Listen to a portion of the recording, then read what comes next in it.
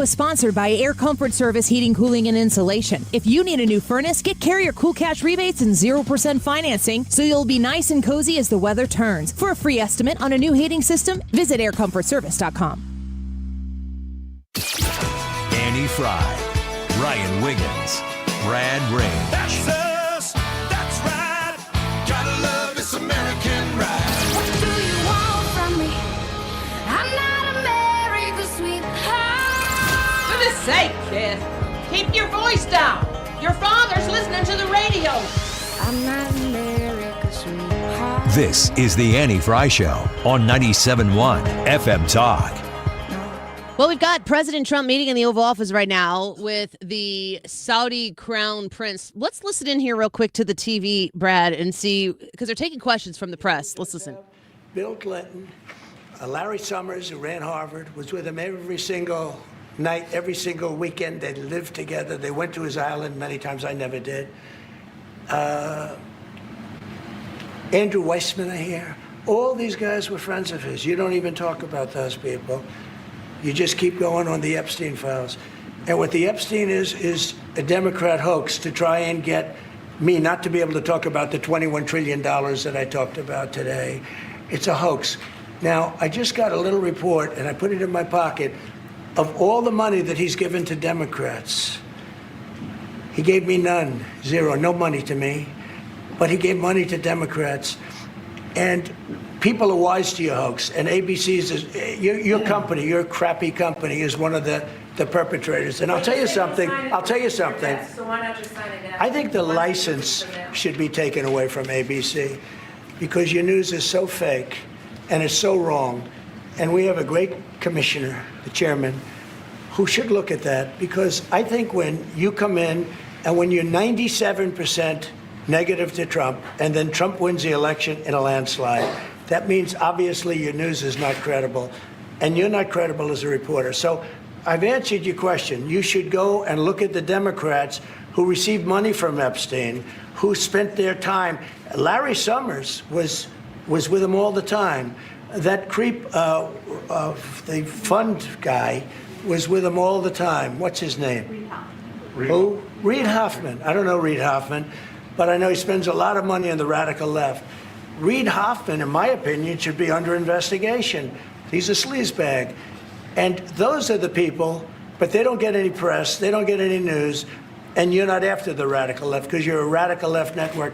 But I think the way you ask a question with the anger and the meanness is terrible. You ought to go back and learn how to be a reporter. No more questions from you. Who else has a question? Prince, very quickly, I want to ask you, how much money is Saudi Arabia giving for Gaza reconstruction? We are in discussion about that. Still, there is no amount being It'll be a lot. named, but we will definitely help. Yeah, he's going to, it's very important to him. And a quick follow-up, the International Security Force, given your pledge there would be no U.S. boots on the ground, what is the U.S. role going to be in that? And how do you sort of ratify the allegations that this could undermine Palestinian sovereignty and even the path to statehood? Look, I think we're going to get along great with the Palestinians, and we know their leadership. We just had a very, you hate to say war, but it was a war. Very, very successful. And you could say really it was on behalf of everybody. We did that on behalf of everybody. And the outcome was extraordinary because we had the best pilots, the best equipment, the best planes, the best everything. And Israel bought the best equipment. They bought it from us. Everything's from us. It all starts here. This office, I was talking to the Crown Prince a little while. You walk into this office, for somebody from the outside, the Oval Office, it's the most powerful place in the world. You're standing right now in the most powerful place in the world. And no matter how big you are, these are the biggest people, the richest people. They walk into this office. It's special, isn't it? Look at him. He's so happy to be here. But you walk into this office. It's the Oval Office. And we've done a lot of good with this office. I've stopped actually 8 wars. I appreciated your question before. But I've actually stopped 8 wars. I have another one to go with Putin. I'm a little surprised at Putin. It's taken longer than I thought. But we stopped India and Pakistan. I could go through the list. You know the list better than I do. I'm very proud. And I stopped one that was almost ready to start again. You know, there was one that was President Trump ready speaking to with the start, Saudi Crown Prince sitting next to him in the most powerful room in the world.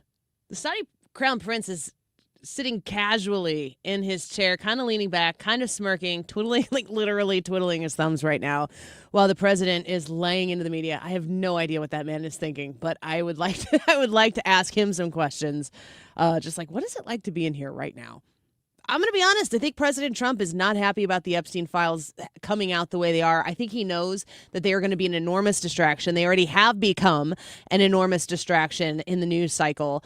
And, whenever the leftist agenda-driven media that has tried in every possible fantastical way to sabotage Donald Trump, whenever they get a morsel, they can run on that. I mean, they're still Russia hoaxing in some certain circles right now. They haven't gotten over that. So are the Epstein files going to be a distraction for Donald Trump? They sure are. And is it because he did anything wrong? I don't really think so. I think that I've listened to a lot of commentators on both sides of the aisle. They all kind of think it's going to be a nothing burger. But for the left, they don't need anything burgers in order to make hay out of it. So it's going to be a distraction. I wish the president would keep his head down and just keep doing the things that he's doing. Let's listen to Speaker Johnson, because this vote is going to happen, I believe, today on the Epstein file release. From the very beginning, our side has been insistent that this matter must be handled very carefully and with utmost caution and care for the victims. We want maximum transparency. We have always been about that. We want every single person who had any scintilla of evidence that they were involved in the Epstein evils, they need to be brought to justice, and it should have been done a long time ago. We need to find out who those people are.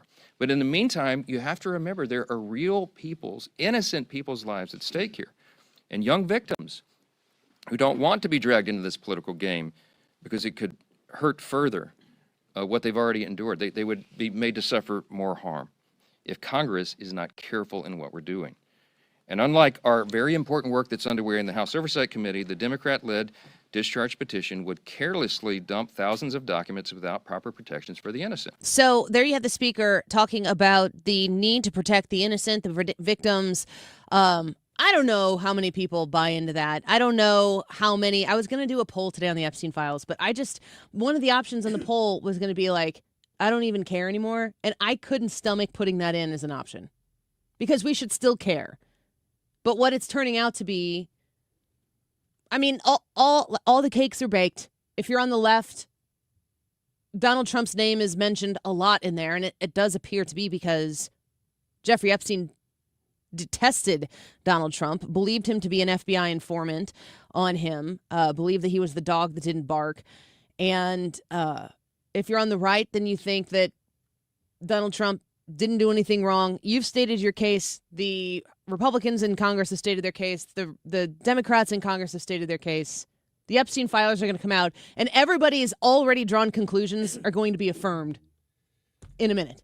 So now it's just it's just an exercise in futility that frustrates me because it's become, once again, all about Donald Trump. And if you were actually Donald Trump and you saw this whole thing swirling around, and you've known for some time how disgusting of a human being Jeffrey Epstein was, and now it's actually the Jeffrey Epstein story. You want to talk about being the main character.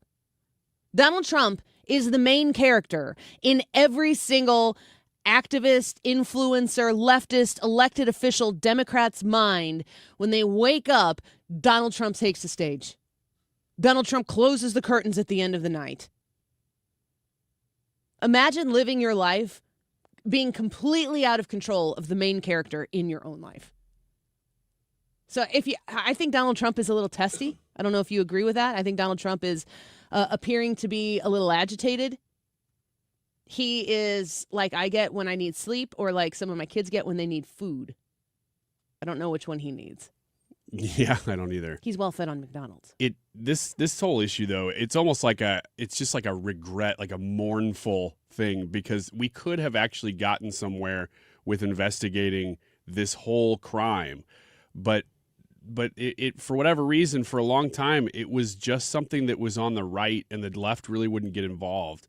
And there were a lot of crimes here, and we will never really know now because it's been so long, and these files have gone through so much scrutiny and probably changes. Who knows, under the Biden administration's DOJ too. We'll never really know now. what happened? Where'd the little black book go? All the things, the tapes, and all this stuff that people talk about. Well, the testimonies have been that there is no black book, and that none of that even exists. Yeah, those are stories that are thrown out, which is why I'm always asking our guests, like, what are the Epstein files? They're email exchanges. They're probably hundreds of thousands of emails that get caught up with all the people in the web of Jeffrey Epstein. I mean, I'm going to tell you, if you went through my emails, you'd probably find some little juicy bits and pieces there that would amount to nothing outside of my own little world. But they're mostly mundane. Responding to an email like, "Yep, sounds good." Mm-hmm. What if 1,000 of my emails were, "Yep, sounds good"? There's 1,000 emails. Yeah. Oh, I know. I know exactly what you're saying. It's just unfortunate. And it was at the beginning of this administration, too. Pam Bondi came out and said, "Oh, we're going to release the tapes and stuff." And you go, well, was there ever tapes then? I mean, now it's like, well, we don't know. So it's such a mess. And it's been so many years over multiple administrations that you go, maybe there really wasn't more than what we have, but it certainly seemed like there would be. But we'll never know now. I mean, if you listen to the Democrats push this issue, the Democrats are the victims here. That's disgusting. I mean, it's just truly reprehensibly disgusting that the Democrats are the ones who that are pushing for this, that are, I can't even bring myself to play it because Eric Swalwell makes me retch in my mouth. I can't handle it. Swallow. It doesn't swallow well. He has this video where he's like casually walking out of a building and he's like, "Oh, hey," because there's a camera there. By the way, this video ends with an Eric Swalwell slate. Yeah. You're the dumbest. It's not an accident. You're the dumbest person in Congress, which is really something wild to say. But he's like, "Oh, hey." And then he starts talking about checkmate. And his checkmate is that Donald Trump could release the files himself. Checkmate. And I'm like, I don't think you got it, buddy. Eric Swalwell. Boom, boom, boom, boom. Yeah, in a world where Eric Swalwell is not a moron. That's what his Let's videos do a are. walk. Off-the-cuff thoughts. Yeah. I mean, I'm saying this out of the greatest deference to your comedic genius, Ryan. Oh, thank you. It looks like you were told to do an "oh, hey" video. I know exactly what you're saying. This is a compliment to you. I get it. This is caliber of 97.1 Weather Center forecast stuff. Where it's here's what I need you to do, and you're like, fine, I'll do that. You didn't even know this, but I've done that. I've done radio spots when I used to work in other media that were, "Oh, hey."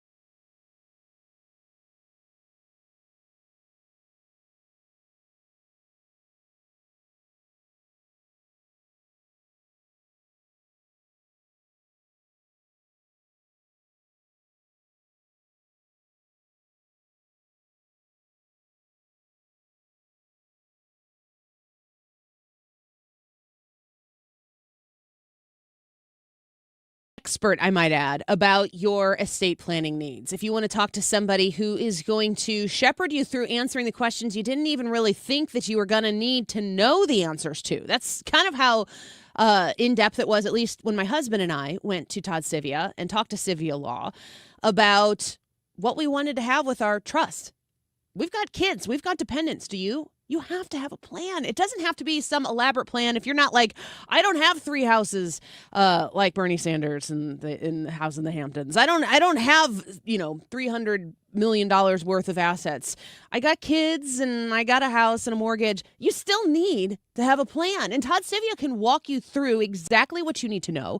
And for you younger folks who have been putting it off because you're like, it's just another expense, get on the phone right now and call 833-995-WILL and don't have to worry about paying that strategy session fee. This is going to save you money in the long run. You're going to feel the peace of mind that comes with having a plan.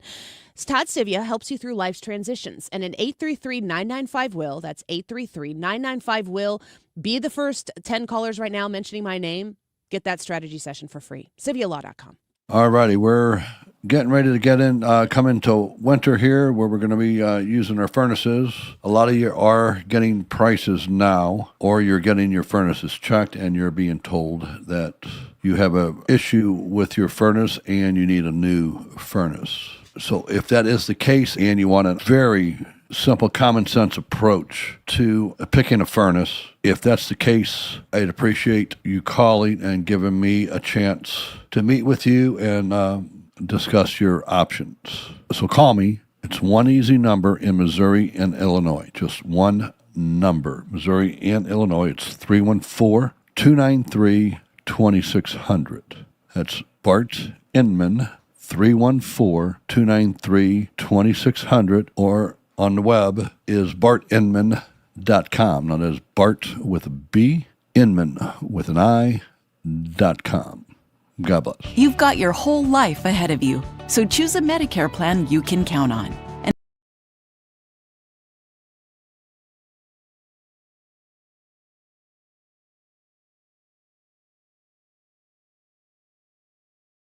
change tomorrow. The Medicare annual enrollment period ends December 7th, so go to uhc.com/Medicare today. United Healthcare Medicare plans. It's Medicare coverage Missouri can count on. Stop just trying to paint and patch up the outside of your home. It's time to give it a permanent upgrade with James Hardie fiber cement siding from Lakeside Renovation and Design. This siding is designed to stand up to all the crazy weather we get here in Missouri, and it looks fantastic. Lakeside is a James Hardie elite preferred contractor. Whole team, by the way, is in-house, and they're going to take care of all the details, the color, the trim, everything to customize it to your home, to take the stress off of your plate. If your home is showing any signs of wear, it's time to take the next step. Visit lakesiderd.com. Sponsored by Progressive. We make the claims process easy so you can get back on the road in no time. It's why over 43 million drivers trust Progressive. See for yourself at progressive.com. Now, back to the Annie Fry Show. Real talk for real people. 97.1 FM Talk. Everybody, yeah. Rock your body, yeah. Everybody, yeah. Rock your body right. Back streets back, alright.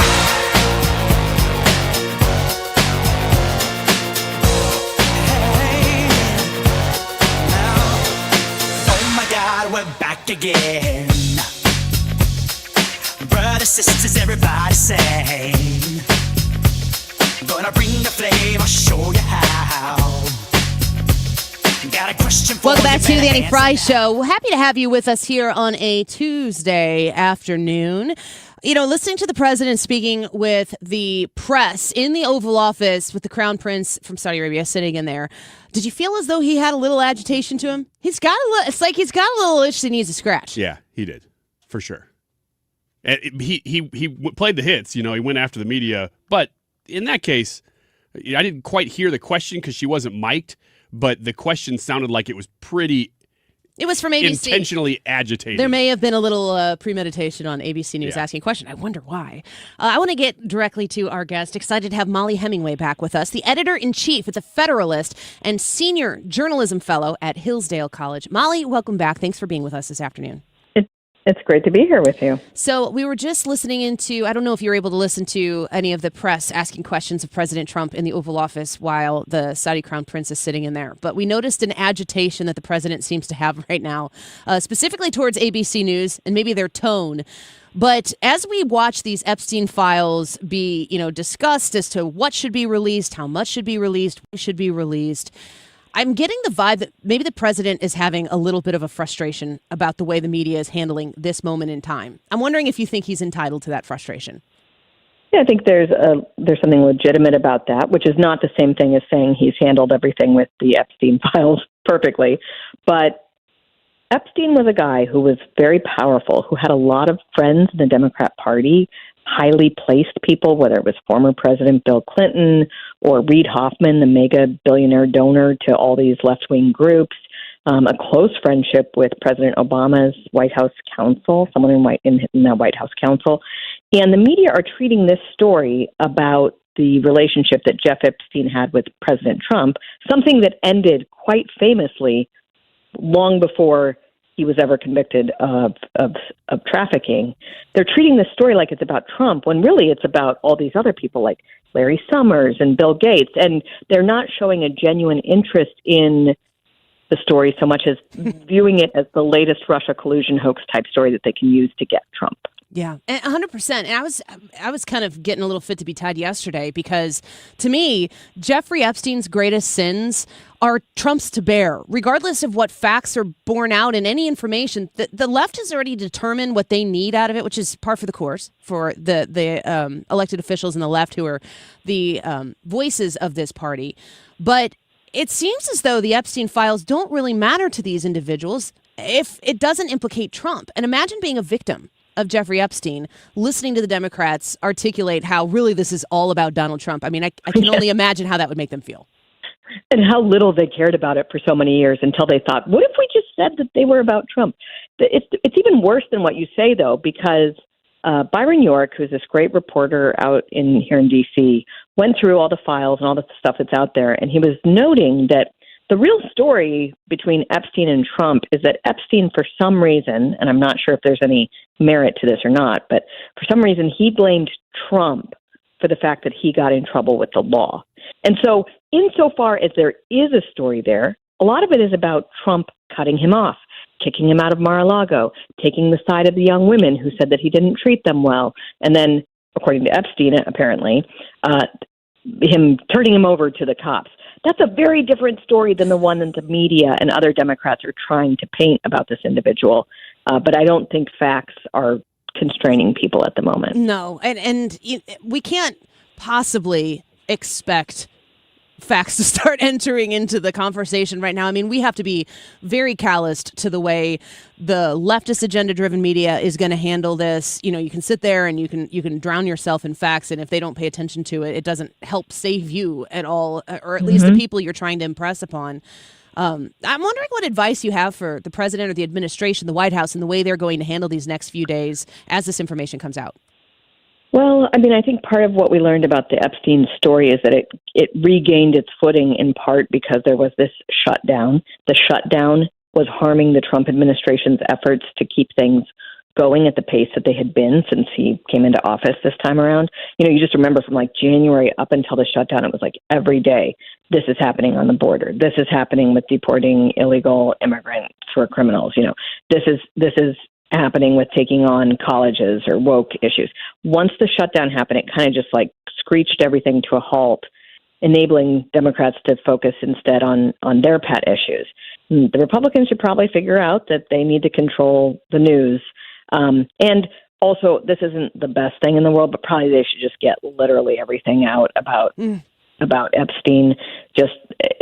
The interest is never going to go away. And the whole thing about the Trump administration is they focus on transparency. So they should just, pull off a Band-Aid and just get it all out there probably. If it's all out there, we're speaking with Mollie Hemingway right now. If it all does get out there right now, and if the president, the what is he hiding story is bigger than the actual story, I think at this point right now, get it all out there. And then assuming that Donald Trump isn't implicated, and we have no evidence whatsoever that suggests that he will be, this is probably way over yesterday's news come the new year.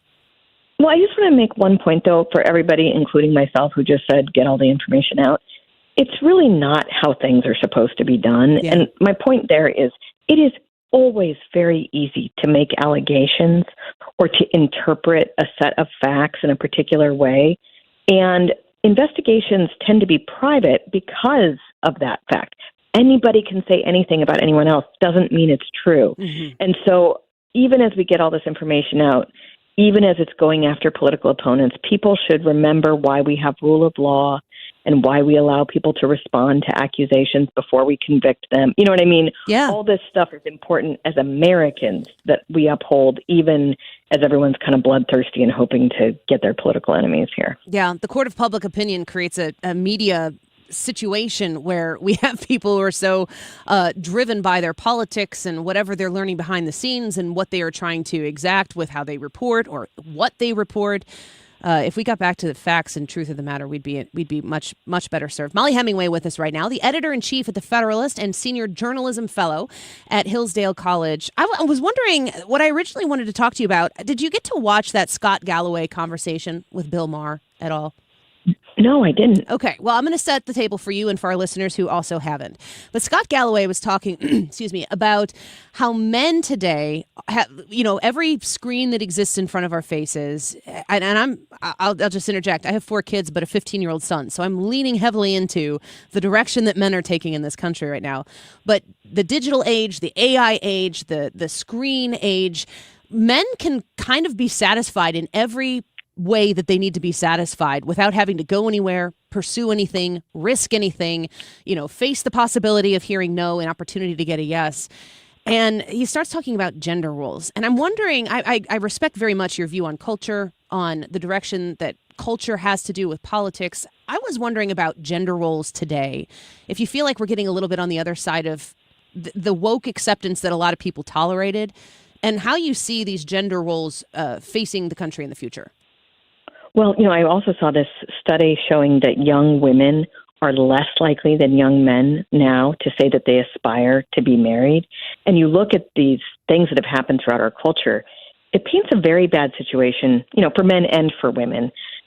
We had so embraced and for so long embraced this confused gender ideology, not just on like trans nonsense, but also just on what does it mean to be a woman? What does it mean to be a man?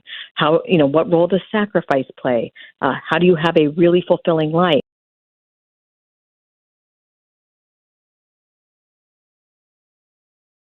Ask a girl out and have her, and hopefully nab a girl, that we have all these awful incentives, like you point out, the screen time, which can give short-term pleasure and really harm your long-term pleasure, but also that women have probably never been worse to deal with. Yes. on some of these issues too. I mean, we're just really bearing the fruit of decades of bad gender modeling, and it's harming both men and women, and they're probably both men and women are contributing to it as well. Yeah, I wonder where the solution is. I've also noticed studies that say that people are going back to church, especially young people, and I can't help but think about the struggles and the suffering that we go through, certainly as Christians. I know you're a Christian as well, but the Bible does not spare us from struggles. And in fact, most of God's plan comes through suffering. But the absolutely devastating loss of Charlie Kirk and the spur that it has caused for people to say, maybe I'll check out the inside of a church once again. I'm wondering if you think there is a way to get culture back on track, men wanting to get out, women wanting to get out, start families and do all that outside of church, or you think that's the answer? So my husband and I were just talking about this. We're Missouri Synod Lutheran. Our church is packed to the rafters right now. It is something that has happened in the last few months where we've always been kind of like a big church, but it's just, you're noticing the young people coming in. And I'm thinking part of it is we have, in our case, we're very distinctive about our theology and we're very bold about it. And we're not just trying to ape the culture. We have, traditional liturgy, and we're very we say what we mean and we mean what we say. And I think that's appealing to young people who are just finding nothing on solid ground right now. And they're looking for people who take these issues, these higher things, much more seriously, like Charlie did. I mean, his last 5 years where he starts to really commit to his faith, get married, have kids, he's realizing we are in a much bigger than political battle. This is a spiritual battle. And young people are sensitive to that because all of the institutions have been hollowed out and they are searching for something strong. And that is a wonderful thing. And I just want to encourage everybody. And also those of us who are older, who are witnessing this, we should be telling young people about, how good it is to be involved with the church, how good it is to get married and have kids. These are what make my life meaningful.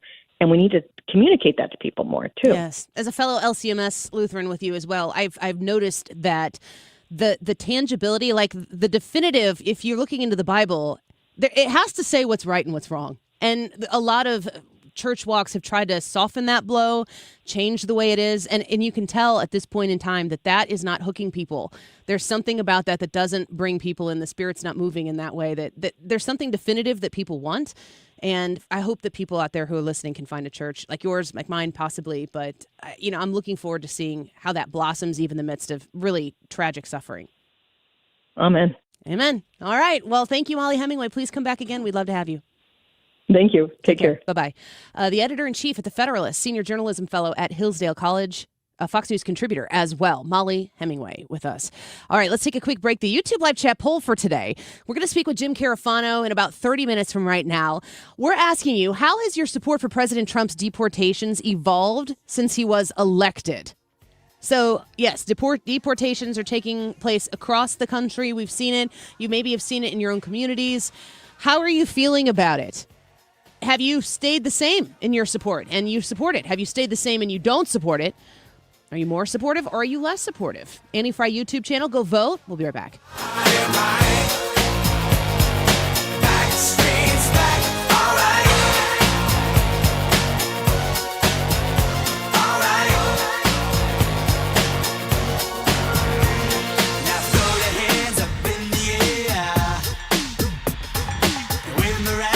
Just don't care. If you want a party, let me hear you, yeah. AirComfortService.com. I want to talk to the folks out there who are listening, who are business owners, maybe office managers, and your heating and air conditioning hasn't been working right. And you've got employees sitting inside your office, and they are very uncomfortable. It makes it really hard to work when the comfort zone is absent from the work zone. So you need to do something about it. Call Air Comfort Service at 314-513-0091. Don't let your employees suffer through freezing cold winters when the heater isn't working, or the super hot summers if the AC is not working. Whatever your circumstance is, you want to have somebody who knows how to come in, take care of that commercial HVAC system that you have in your business and get it done right. Get them back in their comfort zone so you can get back to work. 314-513-0091. Call 314-513-0091 if you're a business owner, building manager, operations manager, even an office manager that has recently been told that your HVAC system might need a look or some repair. A free second opinion as well. 314-513-0091, aircomfortservice.com. Welcome to Coffee House. How are you today? Hi, great, thanks. May I get a sea salt caramel latte with almond milk, extra caramel, extra shot, iced, Gross. and to go, please. Did you get all that? No, I was just ringing you up for all the extras. Can you repeat your order, please? Oh, never mind. I'm just gonna go. Stop paying extra for extras. Get fancy coffee without the fancy coffee price at Quick Trip.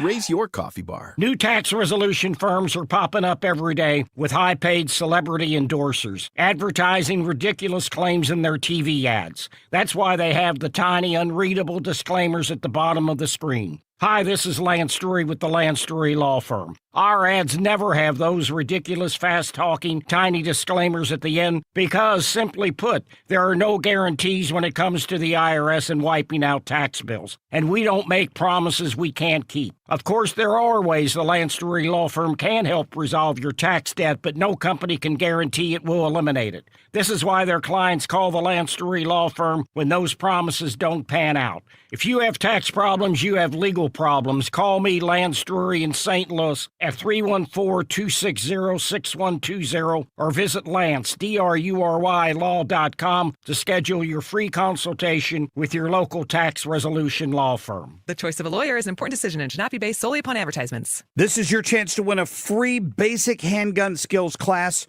from the Range St. Louis West. Mark Cox here, 14803 Manchester Road in Baldwin is where the range sits, and you got to go. This is ideal for beginners, expert instruction. They have it available in a women-only class if you're more comfortable. Normally, the class is $135. You can win right now. TheRangeSTL.com/971. Again, TheRangeSTL.com/971. We want you to go see Guns N' Hoses. That is coming up next Wednesday, the day before Thanksgiving. So we're going to give you a chance at some more free tickets today. Listen between 1:30 and 1:40 for your next chance to win those tickets to Guns N' Hoses with the Annie Fry Show. It's fun. We're doing it all week, so stick around. Also, the YouTube live chat poll, how has your support for President Trump's deportations evolved since he was elected? Let us know your thoughts on that. We'll be starring and reading back those comments throughout the show, and you can text the show as well. 12:38, this time check is sponsored by Jerry Kelly Heating, Air Conditioning, Electrical, and Plumbing. It's time for a $98 furnace tune-up. From Belleville to Bridgeton, 97.1 FM Talk, St. Louis Conservative. If everybody had an ocean across the USA, then everybody'd be served like California. You'd see them wearing their baggies, Warachi sandals too, a bushy blonde hairdo, serving USA. You'll catch them surfing at The 50-year mortgage proposal. What do you think? Bad policy, bad idea. Here's why. The average ownership age of a new home in America now is 40 years old. That means 85% of the people that take on this mortgage, a 50-year liability, will die in debt. That's what's going to happen. They will never actually ever own their home. They're basically renting it. So I don't know why this proposal is on the table at all. For generations, Americans have purchased homes with an average of 6 to 7% mortgage rates, almost in perpetuity. And we had this small period of 25 years where rates dropped below 5%, and everybody thought that was going to be the future forever. And now we struggle to go back. That will never get there. Inflation's at 3%. I don't even think the Fed's going to drop rates in December, as a matter of fact. On top of this, burdening people with debt for the rest of their lives, I don't think that's a great idea at all. So there's Kevin O'Leary talking about the 50-year mortgage. And I told you, the number one place I'm going to learn about the 50-year mortgage is my friend, Stewie. And he's in here with us right now. Hi, Stewie. Good. How you doing today? Good. Doing well. Stewart's American Mortgage, a great sponsor of our show and a friend of mine as well.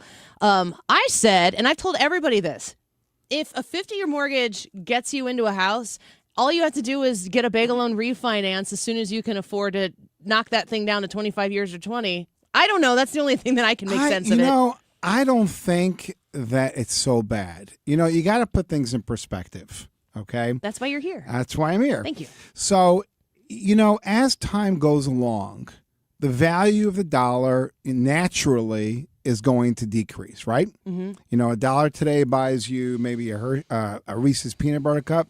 You have to spend another dollar for the other one. That's our 20 Reese's years, connoisseur here. Oh, I love the Reese's peanut. In 20 years, it's going to cost you $5, right? Ugh. You're going to be making more money though. So as you go along and you start to earn more 3% raises, the cost of living goes up, and so on and so forth, your mortgage payment stays the same. So what's very difficult to pay today is going to be very easy to pay tomorrow. So do you really want to pay off your mortgage, or would you rather have the extra cash and use it for vacations and quality of life, or so on and so forth? So there is a very large school of thought that says, why would I want to pay off my mortgage? I want to be able to earn more and have a better quality of life. I guess it really depends on what kind of rate you have. Right. So, that's about, it just depends on how much you're making versus what it costs down the line. I would rather personally to live in a nicer home, enjoy life every day, maybe pay a little bit, than maybe have a free and clear house that I struggle. It's not in the best neighborhood. My kids don't have places to run around. So you got to measure quality of life versus cost at the end of the day. Now, the other school of thought is, I can pay off your debt as soon as you can, own your house free and clear. And I like that thought too. Neither one of them is wrong. Yeah. It really depends on it's very personal. So, if I had a customer that we refinanced and they had about $70,000 in credit card debt and they had 10 years left on their mortgage and they're like, we're struggling every single day. Yes, we're paying it off slowly but surely, but this is not a good quality of life. It's affecting my marriage. It's affecting my family life. What am I going to do about that? We went to a 30-year fixed. They're going to clean up. Their cash flow is tremendously better. They went from $4,000 a month to $1,500 a month in overall expenses and pay. They're going to be able to breathe. It's going to help them. Then later on, as time goes along, they can pay extra every month. You're missing the point that you can always pay extra every single month and get it done in any term you want. So I like the 50-year mortgage. There's a very, very big challenge, though, in that 50-year mortgage, and that is the longer you borrow a loan or money, the higher the interest rate. So the question becomes, are you really getting a better payment with a 50-year mortgage than you would at a 30-year mortgage? Because let's say a 30-year mortgage today is 6.25%, 6.5%, whatever it is, 6%. Going to a 50-year, maybe 6.75% or 7%. A 20-year mortgage is under 6%. So if you go longer term, you may be paying a higher interest rate. What's the difference in the payment between the 50 and the 30? It may not be much. And that's what they're trying to work out. And that's really why when I encourage people to obviously check out the Bagel Loan with you, which is a new mortgage or a refinance that you don't pay closing costs on. I have sent people to you and you ended up not doing a Bagel Loan because you figured out something that was better for them. You're always working in the scenario of the person who comes to you and what their goals are. But the Bagel Loan, I've used twice myself. We watched the Fed. They just cut rates a little bit again, like maybe a week or two ago. Is that right? Yeah, but the interest rates went up. How do you what are they doing? At this point, what are we doing? Well, the first challenge that the Federal Reserve has, I don't want to say this while I'm saying it, is political. A lot of this may be politics. And the Federal Reserve is saying, well, you know what? We don't want to cut the interest rates and continuously cut the interest rates because the tariffs are here. And we don't know where inflation is going to be. Well, inflation has dropped dramatically since President Trump took over. We're down to 3%. A year or two ago, we were 8% inflation. So it was really, really going down. There's no reason for the Federal Reserve to not cut the interest rates. I think the Bank of England right now is going to cut them as we speak. They just worry that if they cut the interest rate, people are going to go out and spend money left and right, and all of a sudden you have inflation bounce back. But it hasn't happened. So we do see some softening in the employment arena, and I think that's going to encourage the Federal Reserve to actually cut the rates. But the last time, in December that is, last time they cut it, but they made a little footnote, hey, we don't know if we're going to cut it again. So they kind of hedge their bets a little bit. They're kind of saying, oh, yeah, but all of a sudden, and that caused interest rates to actually go up. So the anticipation is a lot more impacting sometimes than the actual result. Okay. And so the Federal Reserve did what they did, but they said what they said. We're talking with Stuart Rosenblum of Stuart's American Mortgage. You hear me talking about the Bagel Loan all the time. So Stewie, what's on the table? What could happen in December? Because a lot of people are thinking holidays right now. This is when I think people might be considering cash out refinances. They're buying, everything costs a lot of money right now. They're buying Christmas presents, maybe on their charge card, and they're starting to get a little nervous about how this is all materializing and continuing to snowball. They're probably not starting to. They've been nervous, and it's just getting worse. What might the Fed do in December to affect that? What do you do to affect that? All right. So the first thing you have to realize, everybody should realize, is, look, the holiday season is here. This is a good time to look back over your year and at your life and see if you can improve your quality of life and that life of your family. So look at the overall financial position and say, can I make things better? And you want a short-term benefit and you want a long-term benefit. So if you're considering buying a home, maybe now's the time to think about it. The prices have actually stabilized pretty good in the St. Louis area. If you're in a situation where you have a higher interest rate, you're in the 7% range or the upper sixes, maybe refinance for free and get a lower payment. Maybe shorten the term if you want to pay it off quicker from a 30 and 20. There's all kinds of different scenarios. But what I want to impress upon the listeners is now is the holidays. Think about it. This is the time when you can sit back. During the year, we're running around. Life is crazy. You have a moment to breathe. Look at your family and say, okay, how can I make my life and my family's life better? And mortgages are very, very, the biggest investment you're going to make in your life is your home. Yeah. It's the biggest ticket item you pay every month. Is there a way that I can improve my position? And if you start thinking like this and you take action, you're going to make things happen. And when I mean take action, I mean take action. I had a call yesterday from somebody who said, hey, I want to refinance. How much am I going to save? I said, you're going to save $72 a month on your payment. It's free. $72, it's not that much. And then I said to them, you know what? If it's not that much and it's not worth your while, for the next 30 years, write me a check every month for $72.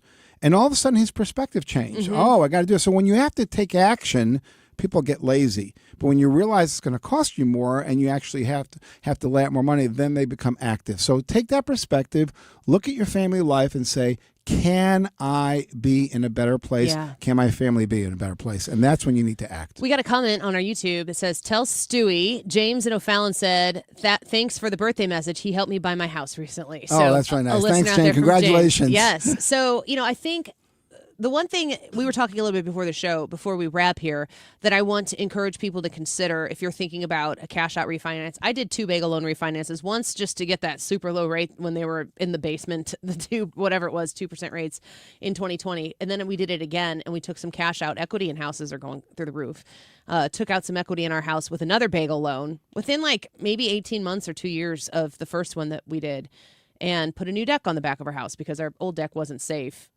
You said earlier before the show that if you refinance now, you might skip 2 mortgage payments? Absolutely. So anytime you refinance with anybody, they try to sell this as a factor that nobody else can offer. But you can put yourself in a position where you skip 2 mortgage payments, get a little bit of cash out, lower your rate, and keep your payment. Go to a lower payment. So we had a listener, 97.1 listener, that we refinanced, missed November and December's payment, got $2,000 cash back, got their escrow refund from the prior loan back. Altogether, they got $12,000 cash, and their payment went down $100 a month.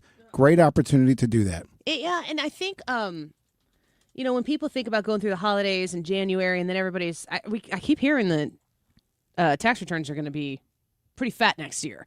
The one big beautiful bill is supposed to juice those a little bit. The tax breaks that were passed in that, people are going to actually see in their tax returns come next year.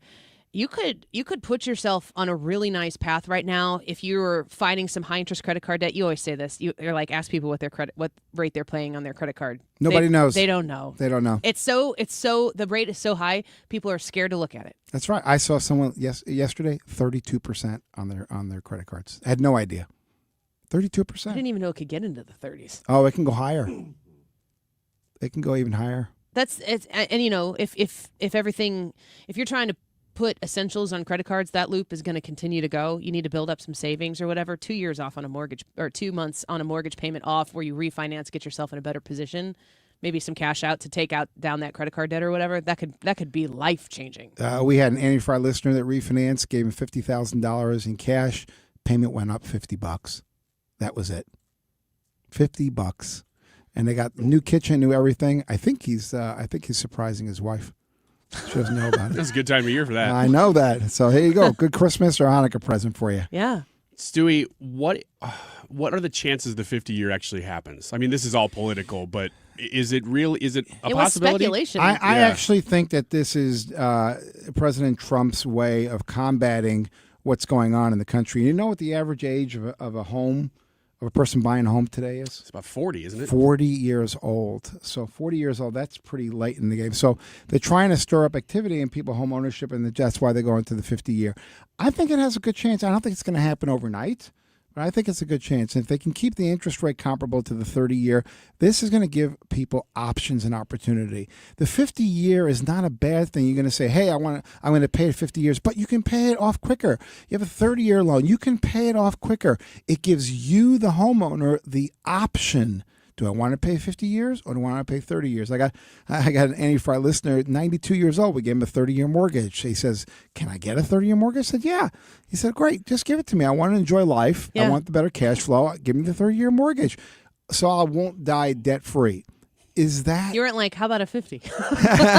But, remember, money is there for you to enjoy life. It's not there if you go through life and you're struggling every minute of the day, and then the time comes where you move on and you didn't get to enjoy it, your family didn't get to enjoy it, you didn't have a good quality of life, you have a house free and clear, big deal. You didn't get to enjoy it. So you can combine both and give yourself the option of what you want to do. Let me ask you this. We're speaking with Stuart Rosenblum, my friend and sponsor of the shows with Stuart's American Mortgage. I'm a customer myself twice over with the bagel loan. I want to talk to you about those people who might want to tap into the equity in their home for credit card debt, but they're too embarrassed to call you to say that they have credit card debt. We see that they are embarrassed, and they're embarrassed because they think their credit's really bad. And you got to realize, number one, is that a mortgage credit score is different than what you see on Credit Karma or the Discover card. And there are so many programs out today where you can improve your situation. I just closed somebody with a 540 credit score. 540 is pretty low in today's world. Yeah. They didn't know. They waited 6-7 months. They were embarrassed. They were afraid they couldn't do it. But take the action. We see it all. We're not going to judge you. That's what what happens. But Stewie, Life happens. They don't even want to say the words out loud. It's like if they say it out loud that they have incurred a bunch of this credit card debt, or maybe their credit score was in the tank and they're trying to refinance this. You've told me stories about people who are having meetings with you, and the two people in the meeting don't know all the truth. Yeah. Like there's a married couple, and it's like, well, I have some news. And you help get people out of those circumstances. And it's private. You see it all the time. It's like going into a doctor and like you have this rash and you're super embarrassed about the rash. The doctor sees rashes all day. It's and they're there, you're the guy who's there to help them.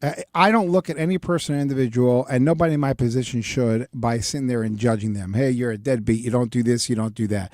That's not what it's about. What it's about is, where are you today and where can I help you go? And if you realize that no one's going to judge you, if you realize you're talking to somebody with 30 plus years of experience, they're going to guide you in the right direction as to what you can do. And then when you get it done and you close, what a breath, what a relief it is. You're going to walk lighter. You're going to say, why didn't I do this before? I had a veteran that we refinanced. Great guy. He didn't have a job. Okay. And he had a high interest rate. He had a VA loan. He didn't have a job. His credit wasn't the greatest. And for months and months and months, he didn't do anything. And he was about to default on his mortgage. He calls me up, and there's a program that doesn't even look at income. It doesn't even look at your depth of your credit. You just have to have a mortgage not be delinquent in 12 months. We took him down 2% on his interest rate, and he went from paying $2,500 a month to paying under $2,000 a month. And that saved him. That saved him. Yeah. And he was procrastinating the whole time because he says, I just don't know if I can or I can't. Don't self-diagnose. Okay? Go ahead and pick up the phone. You don't know all the programs that are out there. You don't know what's available for you out there. Whether you to get a lower rate, cash out, you can even go and buy investment property and not have any income to prove. There's so many products out there. Let the experts Start the conversation. Start the conversation. That's the key. Brian, you can show Stewie your rash now. Put your pants back on. Not that rash. I didn't know about that one. Oh. I can't help you, but I can tell you where to go, okay? Somewhere else. Anywhere else. Maybe the stress is calling the rash. So we'll refinance it, consolidate his debt, the rash will go away. There you I'm go. all flush. It's either now. that or it's a heat rash. It's That's hard not to tell. even a rash. 314-324-4440. And if that 50-year mortgage ends up becoming a thing, I'm the first person I would be going to if that was something that I thought might work for me. It would be Stewie, to get the truth of the matter and how it will with yours. You're gonna work with a lot of people over the holiday season too that are gonna start the new year off right. That's the key. The holidays are here. Go into New Year's with a fresh new life. Most important for you and your family. The quality of life is what counts. That's why you earn a living. That's why you live in the house that you live in. Keep that in scope. Keep that in mind. And then you can make the right decisions. Well, thanks for coming in. Thanks for having me. Happy holidays. Happy holidays. Happy to say that now. Very happy to be able to say that. If you want to reach out to Stu, you can Google the Bagel Loan. That's a pretty simple way to do it. Or 314-324-4440. That's the number to call or text. We're getting people commenting right now that have used Stewie, and they're, in their words, giving unsolicited rave reviews about the process of using the Bagel Loan at Stewart's American Mortgage. I myself can say the same, so much so that I did it twice. 314-324-4440. Jim Carafano on the Andy Fry Show. Next. Everybody's gone surfing, surfing USA. We'll all be planning out a route we're gonna take real soon. Great news. Corel Roofing is going to partner with Sergeant Sparkles to install Christmas lighting on your home this year. Mark Cox here. Who better to get up on your roof to install lights than a roofing company? But wait, there's more. While they're up there, if they see some minor damage or an issue that needs attention, they're going to do that minor repair at no charge to get you through the winter. That provides pretty amazing value to get a small problem fixed at no charge while you get ready for the Christmas season. Now's also a good time time for that full roof inspection. If you didn't get around to getting your roof inspected after the storms earlier this year, this is the time to schedule that. Even if the weather's too cold to have the roof replaced, you will be first on the list when warmer weather comes around in early spring. Call Curtis at Corel Roofing. Schedule your Christmas light installation and your roof inspection right now. That's 314-222-9529 or CorelRoofingCo.com. Home Shield Foundation repair, man, that rain was coming down like crazy last night. At least it was in Madison County.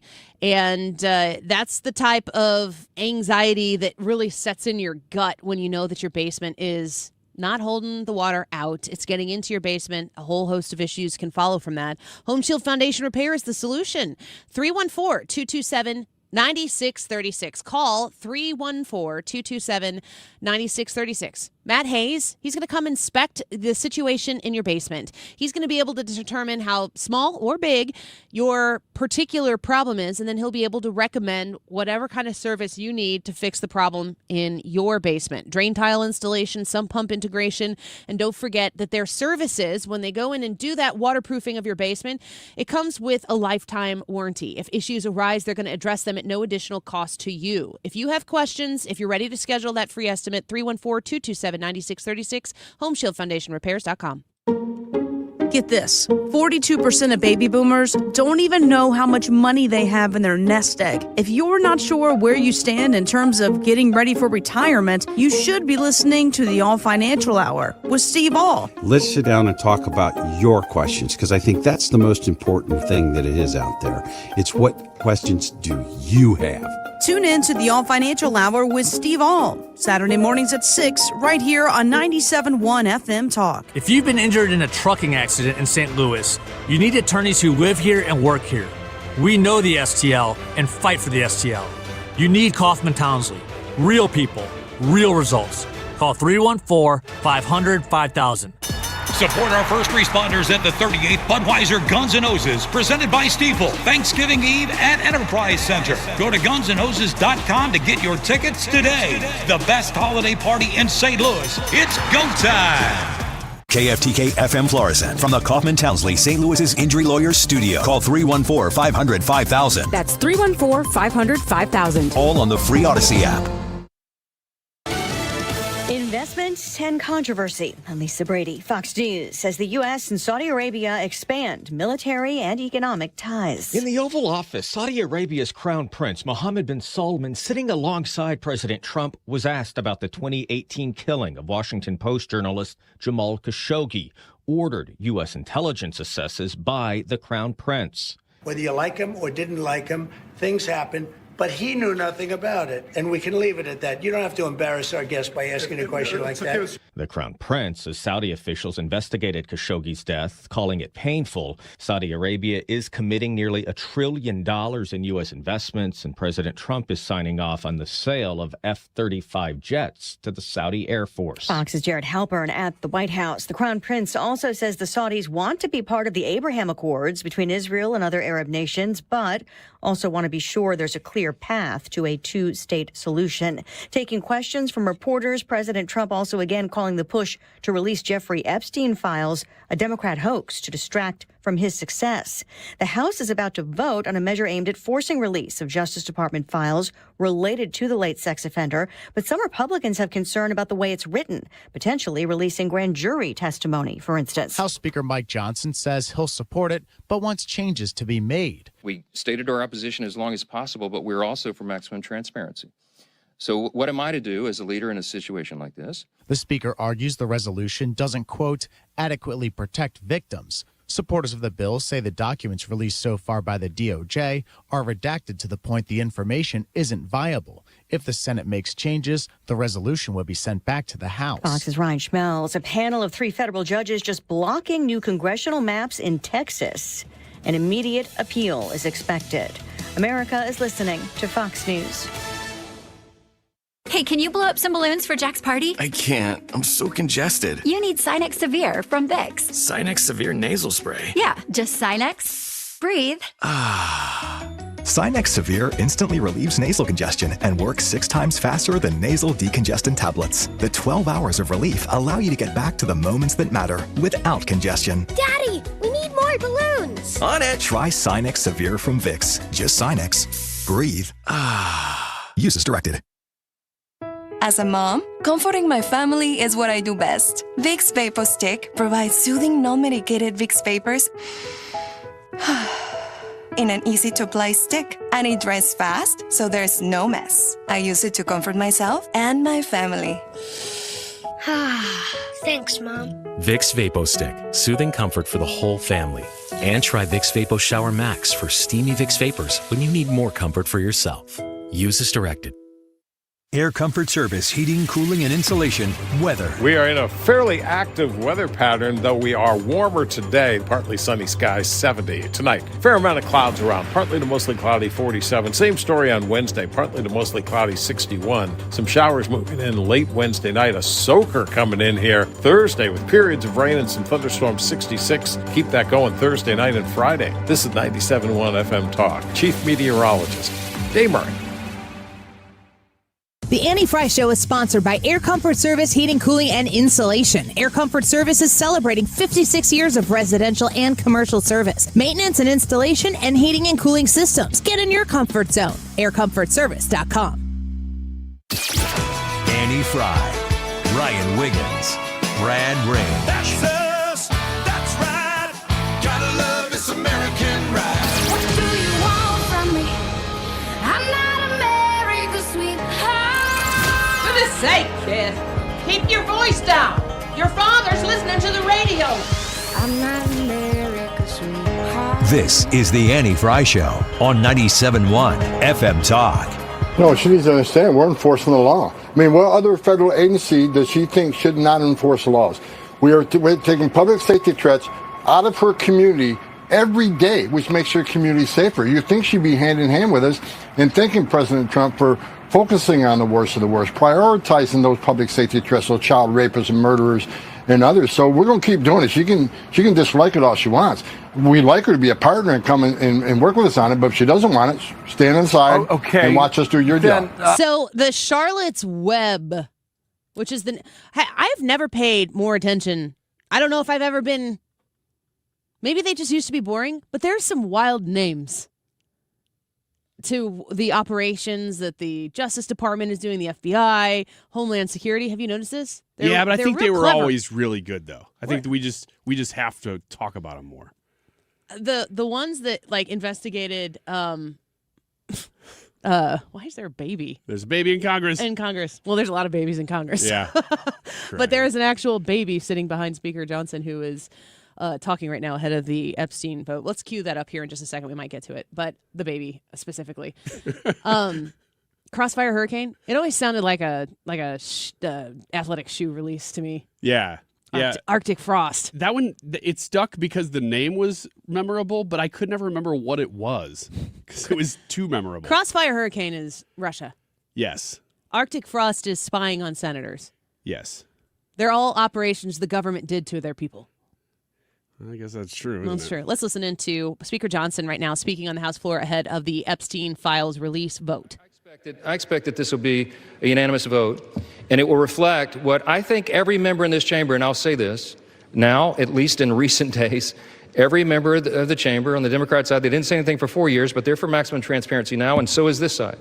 But we want to do it in a respectful and careful manner so that we don't subject innocent people to further harm. And that has been the whole thing. I told all my members today I'll be voting yes on this, and I suspect almost everyone will. We'll send it to the Senate, and we hope it's corrected. Thank you for the time, Mr. Speaker, and I yield back. So Speaker Johnson speaking, he just said he thinks it's going to be a unanimous vote. Who's the jackwagon who's like, nay? Thomas Massey. He's after all of this, after the whole thing, after leading this whole thing, I think you're right. I know you're like a Thomas Massey stan. Well, yes, I Is that like waning him at least in general. a little bit? He's doing things now that I'm like, that's not even libertarian. The stuff that you're doing is just contrarian. for no reason. And that's the way most people feel about libertarians in general, which I'm happy to have the libertarian group in the right side of the aisle tent. So big tent, yay. And disagreements among us, fine. That's A-okay. But we can't be in a position where you become the opposition party for the sake of being the opposition party. What do you make of the Thomas Massie, the Marjorie Taylor Greene? Those are the two main ones. Am I missing another Republican? I mean, I know Trump likes to smack around Rand Paul just because, but that's kind of, I think Rand Paul likes it. Rand Paul just going to go okay with it. There's almost like a sadistic thing about putting them, like these libertarians putting themselves out there just to be lambasted by conservatives because it hypes them up even more. Rand Paul also picks his battles well. And you may disagree with when he chooses to, but I respect Rand Paul because he's very consistent in what he talks about and what's important. And then he's usually there with your bigger conservative issues outside of spending. Thomas Massie has almost gotten outside of his own lane, which happens. It's like he's decided, oh, well, I'm now the anti-Trump guy, so I'm going to go all in on. I don't know. I can't figure it out. Shouldn't it be obvious why? Yes, it should, but he's doing stuff that I guess under the veil of libertarianism, you'd say, okay, I guess he's still in that lane. But he was criticizing Kash Patel recently and the FBI on some things that I read into because I thought, well, maybe there's something here. And the more I read, the more I'm like, this is ridiculous. I know how much you love Jamie Raskin. You never shut up about him. You want to listen to him talk? I will take any chance possible to listen to Jamie Raskin. Love him. You're supposed to say no. Oh, sorry. I thought you would be like, heck no. I was being sarcastic, if that helps. Yeah, but it's harder for me to be like, all right, fine, we won't listen to him. There are people in our chat, and I kind of get the sentiment that people are kind of tired of the Epstein stuff. Are we here? Yeah, we are, because of what it's become. Because I don't think there's anybody left. I don't mean politically left, but anybody still around who believes we're actually going to get to the bottom of the Epstein stuff anymore. We're not there. It's not going to happen. And God willing, it does. Maybe this is the weird way we get there, is now Democrats are on board with it. So, hey, maybe something happens. I don't know. Democrats were really never on board with it. And the problem is the whole political establishment was never really on board with it. This was a grassroots thing because it probably implicated both sides of the aisle when it was still a real grassroots thing to get this thing investigated. Well, to shift gears a little bit, our YouTube poll for today, how has your support for President Trump's deportations evolved since he was elected?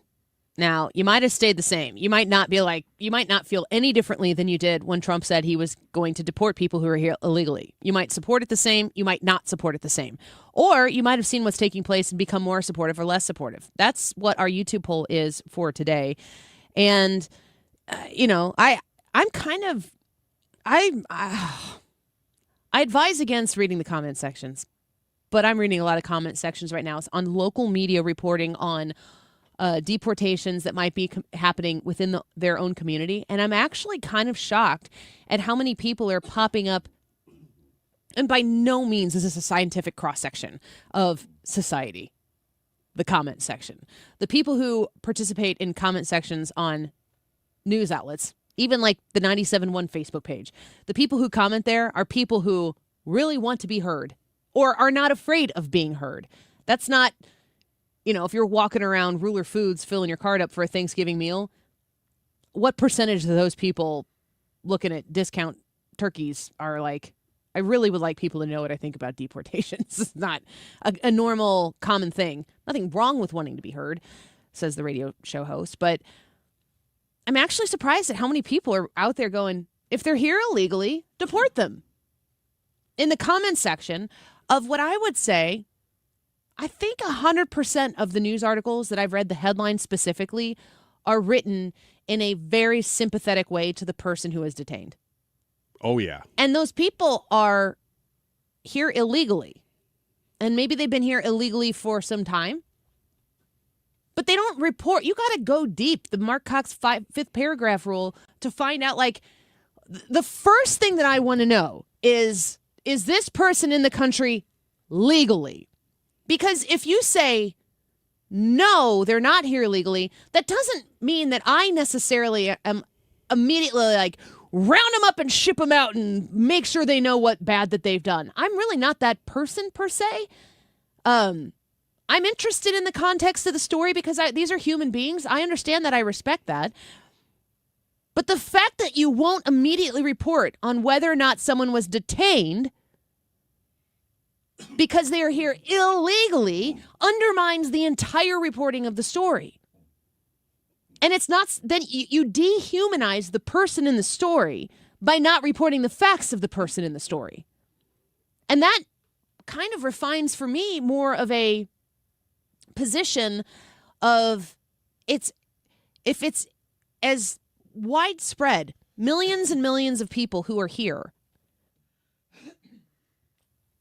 outside of the legal system of this country, and we do have a lot of ways that you can be here legally. And if you've been here for a really long time illegally and you're still not here legally, I don't automatically go, oh, but they really waited out it's the statute of limitations. They've made it. It's like squatters' rights of sorts. I think I probably, in the conservative camp, have a bigger heart for what could happen next than most people. I think I'm probably more empathetic about what could happen next. Could, not should, but could happen next than most people in my camp. But the people who are not reporting on this honestly are making me think you're giving us no choice. And the left, I'm blaming the left politically for this right dead center because they have caused this entire problem. And right now, the left has decided, oh, these are people, just like you said. And it's something that we have to remember too. These are human beings. They are created in the image of God. We have to consider them as individuals in this whole process. The problem is the left never did that. For 4 years, they used them as pawns, and they did not care that they were human beings. They've set up this moment. They did this whole thing. This right now, this moment is part of their timeline. Yes. So for 4 years, it was, oh, let's do this. Let's not worry about the fact that there are so many missing children and the fact that all these people, or at least the majority of them that were coming across the southern border, at least, because there's a lot of other issues with the northern border too, that they're paying cartels to move from parts of Central America, that they're enriching the cartels in other nations, and now that's become a huge problem in Mexico. And we're dealing with all of these problems, the drugs, the fentanyl, and the sex trafficking, among many other things, the gang activity. None of that mattered for 4 years. And now we're supposed to believe that you're compassionate? Bull. Yeah. Bull. And also, if you want compassion from the right, I mean, you would have to say it would be American mercy, extended grace, to say you are here illegally, but, and then you fill out the resume of what you've done while you've been on American soil. You know, all the sob stories that get reported regarding these actual human people. If you want that grace and mercy, there needs to be an acknowledgement that some part of this was wrong. Yes. You can't prey upon my good graces, a community's good graces, by calling names to the people who are like, well, there's a set of rules that the rest of us have to abide by. You would first have to acknowledge that you also have to abide by those rules before you can ask for a little bit of grace and mercy. Because I actually think, sorry to the folks who are listening who don't agree with this, but I actually think on the whole, there is a whole lot of grace and mercy that exists on a bipartisan level for some of these people who have been here for a long time or who have been contributing members of society, albeit not in a legal capacity. I think there is a bipartisan appetite for something, not citizenship, but something that has to do with residency that I think that a lot of you and maybe me wouldn't even really agree with on the whole, that is the solution. But I think that there is a compromise that could exist, but the left refuses to acknowledge that there is any deserved grace or mercy because they are entitled. Because the people here are entitled to what they have.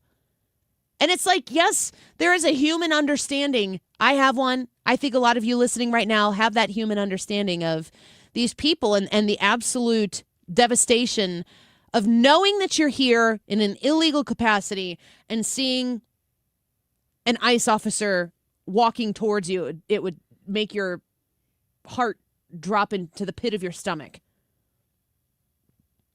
I understand that, but why is that? And the reason is because you haven't worked in the confines of the system that we have. And shame on the Democrats for putting you in the position where you now feel as though that was going to be okay, that you were entitled to something. The people who have come here, who have earned their citizenship or paid the literal price and the amount of time and effort it takes to gain legitimate residency, they understand probably more than anybody that those who have shirked that whole system, they are not entitled to something that the Democrats politically have put upon them. I feel sadness in my heart reading some of these stories, but I have anger specifically towards these local media outlets that are reporting on these stories because they know they're going to get shared. They know what they're doing. Clicks and shares and reactions on social media because you write a story with a soft headline that doesn't report the facts. And it's incredibly disappointing to see, and it makes me harden myself on the issue more than I really initially would be. Exactly. And those of us who really do want to have grace and mercy for these instances, it's the left has weaponized that. And now they're like, oh, why don't you? Because they're using that politically towards an ends. And it's sad because the people involved just completely lost in it. And you have to deal with this mass problem that they created.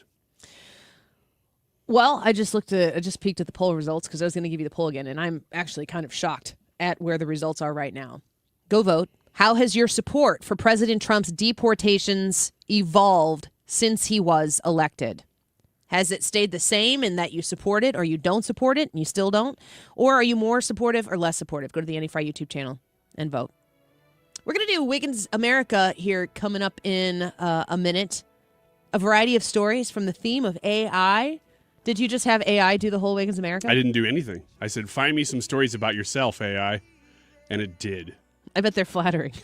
They're all good. They're all really glowing, a glowing review of AI from AI. Next, don't go away. Spend my life in this sweet surrender. I could stay lost in this moment forever. Every moment spent with you is a moment I treasure.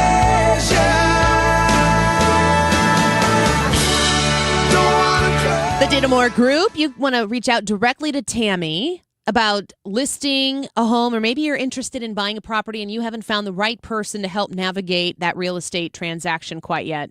I found the right person for you. It's Tammy Dittamore and her amazing team, Zach, Pat, Abby, and Trisha of the Dittamore Group.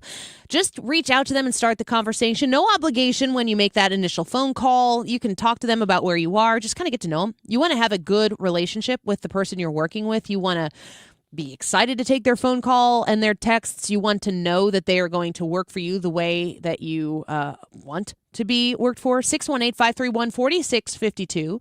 618-531-4652. Reach out to the Dittamore Group and tap into their 50-plus years of experience in Illinois and Missouri with extensive knowledge in all of these markets. The Dittamore Group is there to serve. 618-531-4652. TheDittamoreGroup.com. License number E2014A. Hey, it's good to see you. Dad, that's what Grandpa Rip always said. That's right.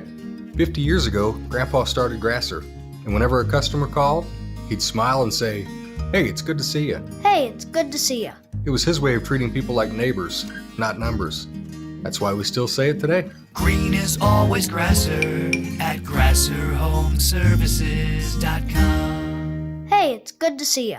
If you suffer from burning, tingling, or numb feet, pay special attention as we discuss neuropathy with Dr. Patton, D.C. Doctor, what is neuropathy? Peripheral neuropathy is nerve damage to the feet and legs. What are the symptoms? The symptoms are numbness, burning, tingling, pain, and loss of balance. Is neuropathy treatable? It's absolutely treatable, and we have amazing results. If you have burning, tingling, numbness, coldness in your feet or hands or balance issues, call us at Comprehensive Integrated Health today for a nerve damage screening. The screening will tell if you're at risk for serious complications and if you're a candidate for our cutting-edge treatment program. Don't wait until your symptoms are so severe nothing can be done. End-stage neuropathy leaves people confined to walkers, wheelchairs, and even amputations. The first 10 callers will receive a free nerve damage screening. Call 636-538-5188. That's 636-538-5188 for your free nerve damage screening. 636-538-5188.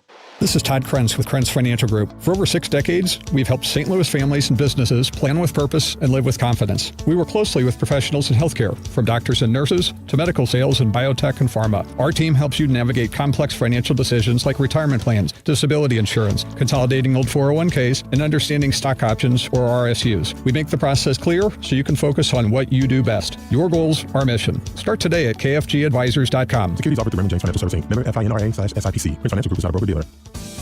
Sponsored by Progressive. We make the claims process easy so you could get back on the road in no time. It's why over 43 million drivers trust Progressive. See for yourself at progressive.com. This is the Annie Fry Show on 97.1 FM Talk, St. Louis Conservative.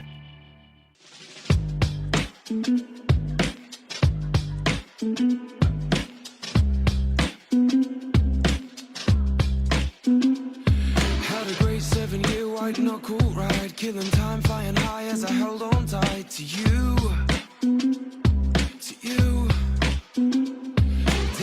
Welcome back to the Annie Fry Show. That YouTube live chat poll, come vote. This is an interesting result so far. I don't know if it'll sway by the end of the show. How has your support for President Trump's deportations evolved since he was elected? Stayed the same and you support it? Stayed the same and you still don't support it?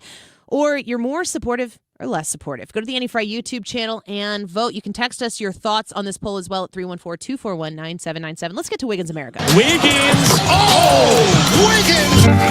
A bunch of stories with the theme of AI at the center of them, things to watch out for, maybe even some good news here and there. But the one that I wanted to mention first that I actually didn't print out because the article was just a bunch of video on the topic was related to the poll today about deportations. Apparently a big problem is that AI, or people are using AI, to create fake deportation videos. Have you seen this? Yeah.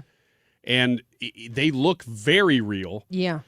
And they are intended to do exactly what we were just talking about, drive you to be heartfelt, and they are fake. And no, make you angry. Yes. That's what they're trying to do. They're trying to make you angry. They're trying to instigate your anger at ICE in particular. And the videos are fake. And ICE Trump. is having to, yes, of course, they're having to stay way out ahead of these and be constantly monitoring for them because AI can create videos very fast. If you follow the Department of Homeland Security on X, they're debunking these things left and right, which is pretty amazing that is available to do. But people will talk about how, this person was detained in this regard, in this circumstance. And it's like, not the real story at all. Yeah. It's not like you hear the real story and you're like, oh, well, that was a happy one. But Right. it's not at all. The sob story that's being presented is not accurate. It's exaggerated because some of them, they don't even have video, but people are just making stuff up and posting stuff and stories. And they'll post a little portion of a real video and say, this is what's going on, and that'd be wrong.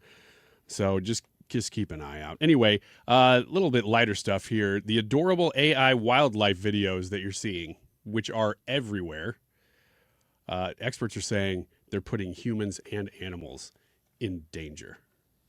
How? Well, AI videos are putting humans and animals in danger? AI videos of wildlife. So the fake wildlife that's walking up to your porch, or they're out on your trampoline. And then they fall through the porch hole or something like that. Oh, the AI videos are of humans in danger because of wildlife. They are videos of wildlife. Yes. Just big classification of wildlife videos that are entirely fake. You're like getting the mail out of the mail or the newspaper from the end of the street, which nobody does anymore, in your robe and slippers, and a tiger eats you. Or a deer walks up, like a huge male buck walks up, and you just pet it. Like both sides, because what they're concerned about is that people are seeing these AI wildlife videos, and they do look very real. Are they worried that people are going to try to pet deer? That people are going to, and maybe already have started, assuming that certain animals are cuddly and fine, and Try to pet a deer. they're not. Don't do that. This is a sped up Darwin Award situation. But what about, putting a rabbit with a predator or something? In the video, it looks fun, and they're licking each other. If somebody gets a rabbit and is like, I'm going to put this rabbit in a pen over here where I have caged in a python, and they're like, I didn't know that was going to happen. Well, I mean, I'm sorry, rabbit, but... Sorry, ChatGPT should have told me that I shouldn't have put a rabbit in with my snake. You okay? No. Okay. Just can't say those words. They're actually just letters. Darn, if you're not right. Next time, just sound it out. Shipatiti. Jippity. All right, here we go with... You did that, didn't you? You tried to pet a deer. I can't tell you that. I can't tell you this right now. That video was real. That was Ryan Wiggins. It was a doe, and it was eating apples. I thought it would be fine. Okay, Snow White. Had a hard kick, though. Were you talking like this? And I was going like this. My hands were in the air. Oh, I could go pet that beautiful doe. Singing, hoping it It's walks eating up my to him. apples. Beautiful doe. It's a really weird interpretation of Snow White. Maybe Disney's next usage of that. If it kicks me in the chest, I'll be brought back to life with the kiss of a beautiful prince. Disney's next live remake, Snow Not So Bright. That sounds like a sketch. Sorry, Ryan. That is like the cold open for Saturday Night Live this week. You know where it starts? At the water cooler. All right. You just in like a Dollar General Snow White costume. Uh-huh. But we got to then put AI into it, me petting a deer at the water And that cooler. Mary Todd Lincoln wig you wore a couple Halloweens ago. So the costume has to be real, but me petting the animal has to be fake. I don't like that. It's just a person wearing reindeer antlers, Rudolph antlers. But all those sensors so that later we can come in and put a deer in. All right. Anyway, readers are found to prefer AI-written short stories over actual short stories now. You read a lot of short stories, a lot of fiction, Annie? No. Although sometimes it feels like this is fiction. You're a bad test for this then. According to a new study, people who are avid readers are reading stories generated by AI and saying overall in a blind test, yeah, this story is better than this one, and it's almost always AI written. So we're there where the computer's actually doing fiction better than we are now, and that's rather sad. And that leads me to this one. Most adults now, according to a different study, can't differentiate between authentic and AI phishing emails, new survey shows. So people who are attempting to be your relatives or communicate to you in a way that would feel familiar to you already they're doing it so well through AI, and I guess they'd have to have a sample of how somebody speaks. That's the only way I can figure it out. Yeah, that's how those phone calls where you answer the phone and nothing happens. Hello? Yes. Hello? Anybody there? And they're like, got it. Click. Tell me if I'm doing this wrong. I've been getting a lot of spam the last couple days and phone calls. Separate issue. We're going to dive into it right now. The way I've been answering them, because what they do is you say, hello, and they go, hi, is this Ryan? And then they've got you answering their questions. So instead, I answer and I go, hello, who is this? I just turn the radio up and put it on the radio. I just answer it. And there's a Corey. I've talked about Corey before, haven't I? I get spam phone calls. Corey owes somebody some money.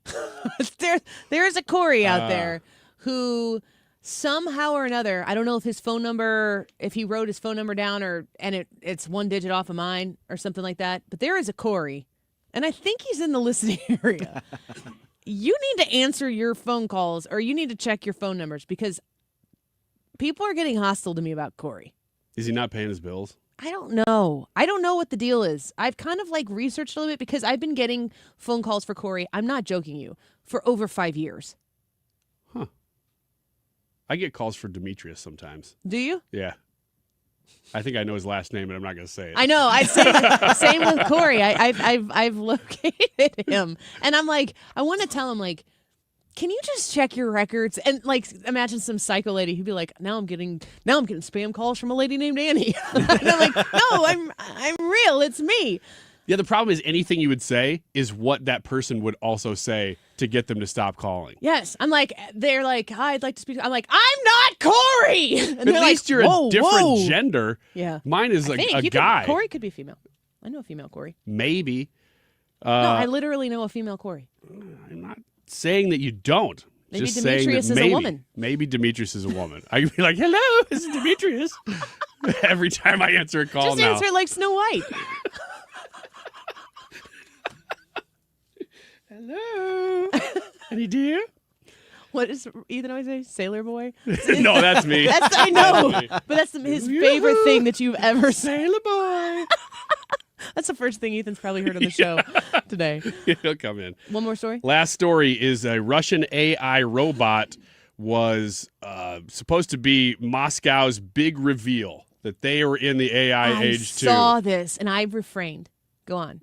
Yeah, so it comes out and it looks like an American fashion show where this thing is walking out. It's a stupid looking robot. Comes out just like they do, walking real funny and slow. And then the Rocky theme starts to play.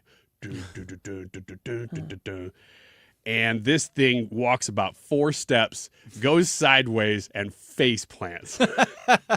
It looks exactly like Joe Biden. Oh, man. Watched it again, and I was going to retweet it, and it looks so much like him. I didn't retweet it because I felt like it was too mean. Maybe AI was replacing Joe Biden with a version of itself. It's like Buzz Lightyear Spanish mode. Put it in Joe Biden mode. But it is funny to watch the video because these two guys who you couldn't see until the thing fell come from backstage. They put a blanket running, over it. and they cover this thing nothing up. to see here. Pay no attention to the robot behind the curtain. And the on robot floor. is face first. Is still trying to get up because it knows that it shouldn't be on the floor now.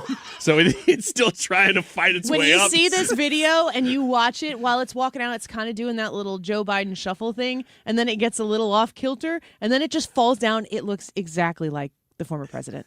Yeah, it makes you a little sad. It made me go, oh, and then I scrolled down in the comments, and it was like 3 comments deep. People were commenting about Joe Biden. I'm like, they don't need me. The android was hailed as Russia's first anthropomorphic robot with artificial intelligence, and then boom, flat on the stage. Doing great. Rocky theme still playing. If he dies, he dies. All right, let's take a quick break. Answer the YouTube live chat poll for us. Send us some text to 314-241-9797. How has your support for President Trump's deportations evolved since President Trump was elected? Let us know what you think. We'll be right back. It feels like I've been living upside down. What can I say? I'm surviving.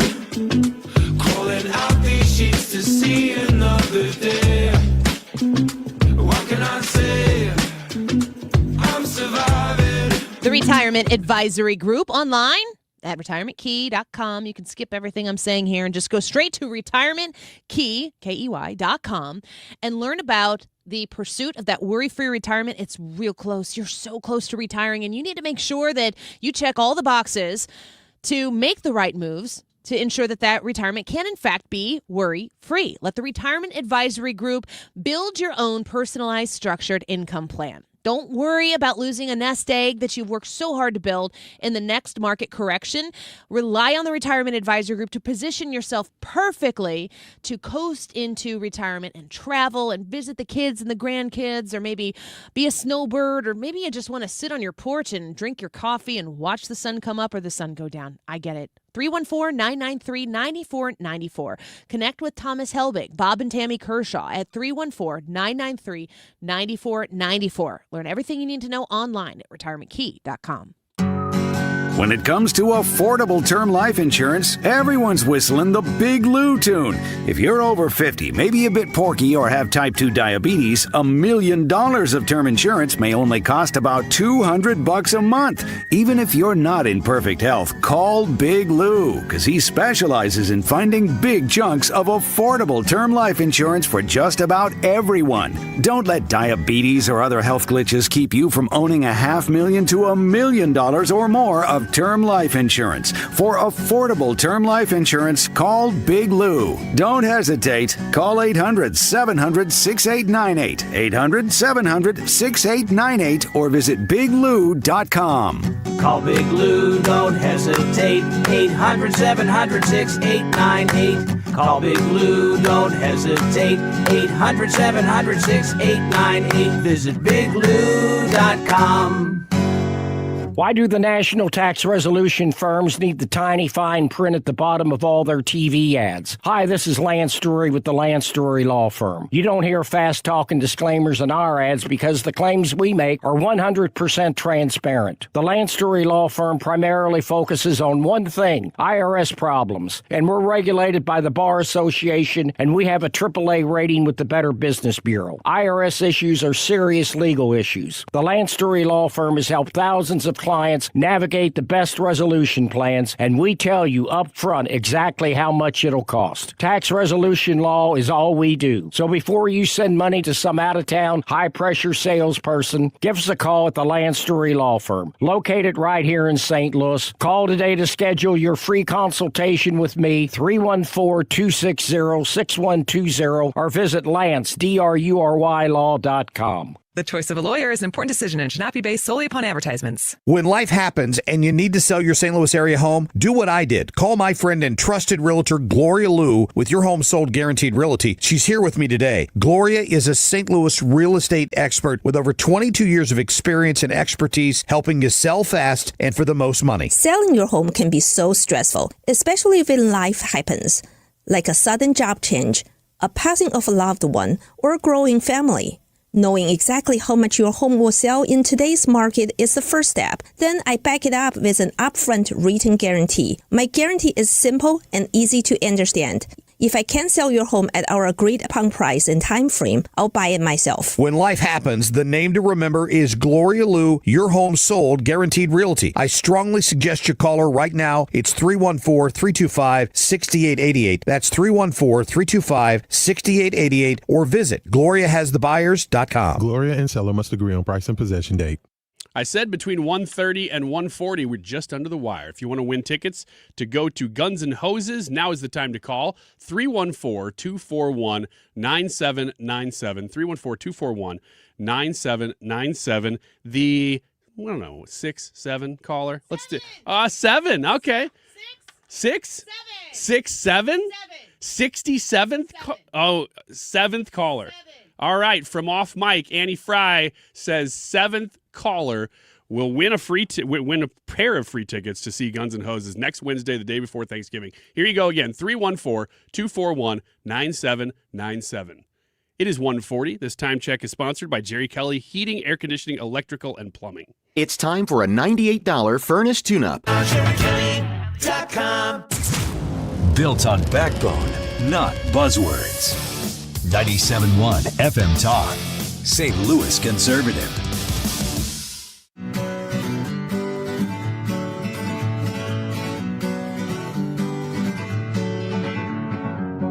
Feeling my way through the darkness, guided by a beating heart. I can't tell where the journey will end, but I know where to start. They tell me I'm too young to understand. They say I'm caught up in a dream. Well, life will pass me by if I don't open up my eyes. So that's fine by me.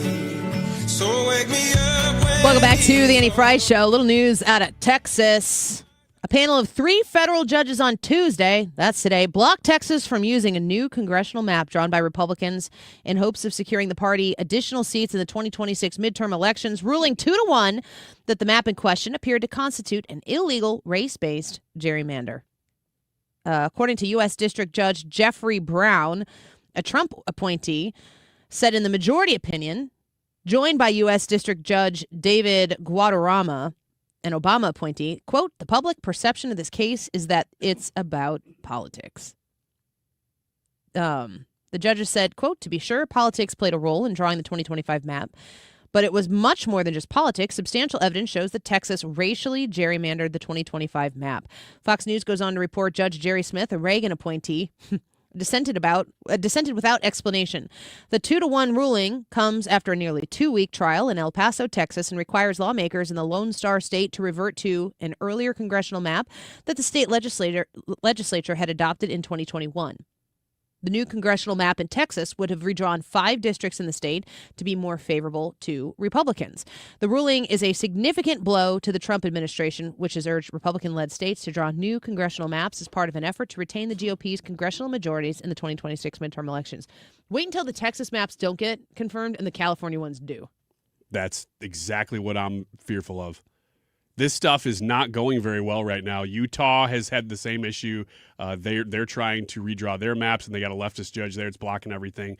They're trying to impeach him now. I don't know if it'll happen. Indiana won't get on board. Florida may. It looks like DeSantis is pushing there. Missouri's is clogged up with lawsuits, too. I think that one will happen. But, man, I didn't know this would even be a possibility in Texas. Oh, there's going to be an appeal. It's the foul ball of judge rulings. We'll probably go to the Supreme Court. Well, the Supreme Court needs to decide on whether race-based gerrymandering is a thing at all. So this kind of plays into all of that. That's something that they're deliberating even in this session, I think. Wasn't the Supreme Court trying to eliminate race-based gerrymandering, saying that you can't They did in Louisiana. That's the case. I don't know that they've actually... I just read in this Fox News report, though, that they're saying that this is race-based. Yes. The corrected maps are race-based. Yes. And so if they gut the Voting Rights Act Section 2, then their case that this judge is making wouldn't even matter, is what I'm saying, which the Supreme Court hasn't ruled on yet. So no, in the Louisiana case, the Supreme Court ruled that those districts that were drawn to elevate African-American representation in Congress based on black districts in Louisiana, they said you can't do that. You can't draw essentially a black district so that there is a black representative. You can't do that. So they've said you cannot draw districts based on race. So that's been decided at the Supreme Court. In Texas, this 3-judge panel is saying that the new maps are drawn based on race. Yes. I think we're saying the same thing. But SCOTUS hasn't issued a ruling on that Louisiana case yet. I think they did. I just looked it up. And well, on the Voting Rights Act specifically, which comes from Louisiana. So I don't know if you're referring to a different case than that one, which is why I was like, well, maybe. I don't know. But that one is out of Louisiana, the one that's before the Supreme Court right now. Either way, it's a problem for the GOP. Like you said, if California goes forward and they add Different 5 districts. seats. The court district, like the ruling would be separate. It would have to go higher than that to accompany all of it. It also comes, Fox News reports, it also comes as a part of a broader push by the Trump administration for Republican-led states to pass new redistricting maps in recent months, including in Missouri and North Carolina. It's unclear whether the administration plans to appeal the case, though any challenge would be sent directly to the Supreme Court for review. So we will wait and see and get a legal expert on to discuss it.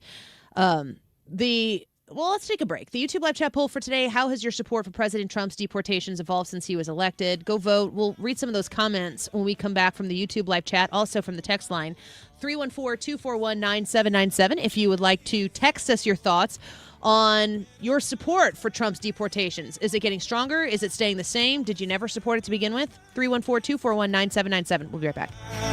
Didn't know I was lost.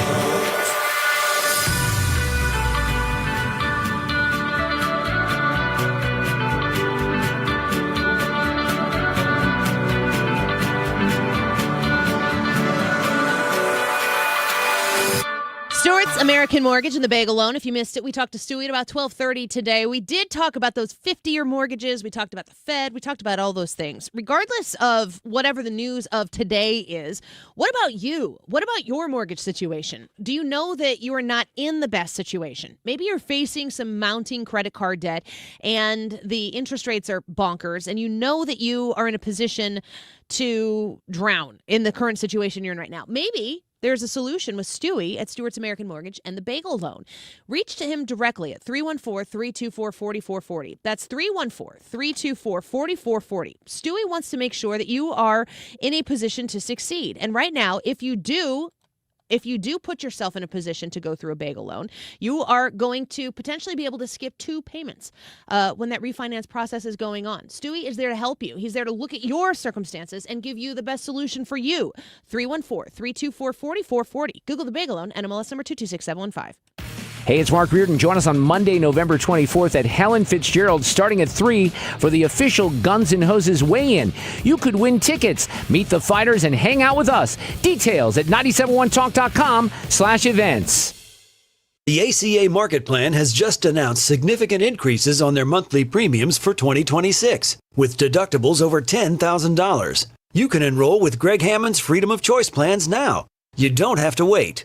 One of their plans lets you use any doctor, has 0 outpatient deductibles, and it's 30 to 60% lower than most Obamacare plans. Other options are full coverage PPOs with national networks, copays, and 100% annual preventative care. Also, there's no income disclosure required, so no potential tax penalties. If you pay for your own health insurance, you're uninsured, you're on COBRA, or your employer coverage is just too expensive, call Greg, and they'll provide all available options. Call 314-794-7784. That's 314-794-7784. Or go to greghammonds.com. That's greghammonds.com. He can custom design a plan managed and chosen by you, not the government. Men, need a clinic that accepts all insurance, including Medicare? U.S. Men's Medical Center in St. Peters does. U.S. Men's helps men experiencing loss of energy, focus, concentration, and low libido. And they accept all insurance, even Medicare, for testosterone replacement therapy. Patients love the staff and the fact that, yes, I'm going to say it again, they accept all insurance, including Medicare. Feel better? Call U.S. Men's Medical Center at 636-244-5333. Do you have $10,000 or more in credit card debt? Are you barely getting by making minimum payments? With credit card debt reaching all-time highs, National Debt Relief is letting everyone know about great debt relief options now available to help people with overwhelming credit card debt. These options may reduce a large portion of your credit card debt. Get a free debt relief consultation when you call 800-548-4040. 800-548-4040. That's 800-548-4040. Looking for some iced caffeine, left you in the cold. No one knows why brown water costs as much as liquid gold. Told him your name was Brian, why does this cup say Nicole? But then you found paradise in your cup at the Quick Trip. No regrets to start your day. You've got your whole life ahead of you, so choose a Medicare plan you can count on. And that's what you get with a Medicare Advantage plan from United Healthcare. With more than 45 years' experience serving its members, United Healthcare has plans with low monthly premiums that fit your life today and as your needs change tomorrow. The Medicare annual enrollment period ends December 7th, so go to uhc.com/Medicare today. United Healthcare Medicare plans. It's Medicare coverage Missouri can count on.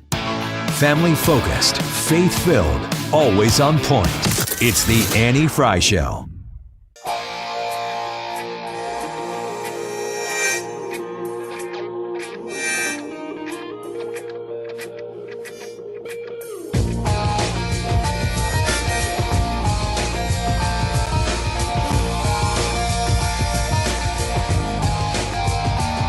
Do I stress you out? So yesterday we were talking, our YouTube poll was basically, are men losing the character traits and stuff that cause them to be, I don't know, how did I write it? I'm not trying to sensationalize this in a funny way. Contribute to society. Is that how I said it? And so we have X's and Y's at 2:30. So if you have questions that you would like us to ask each other for X's and Y's, what do you always want to know about women? What do you always want to know about men? What are the questions you like to ask? We try to speak on behalf of men and women here in this two-gender, two-sex society that we do live in. But one of the things that came up, the question was specifically centered yesterday due to that Scott Galloway conversation around with Bill Maher, who was saying, men are losing the things that make them men.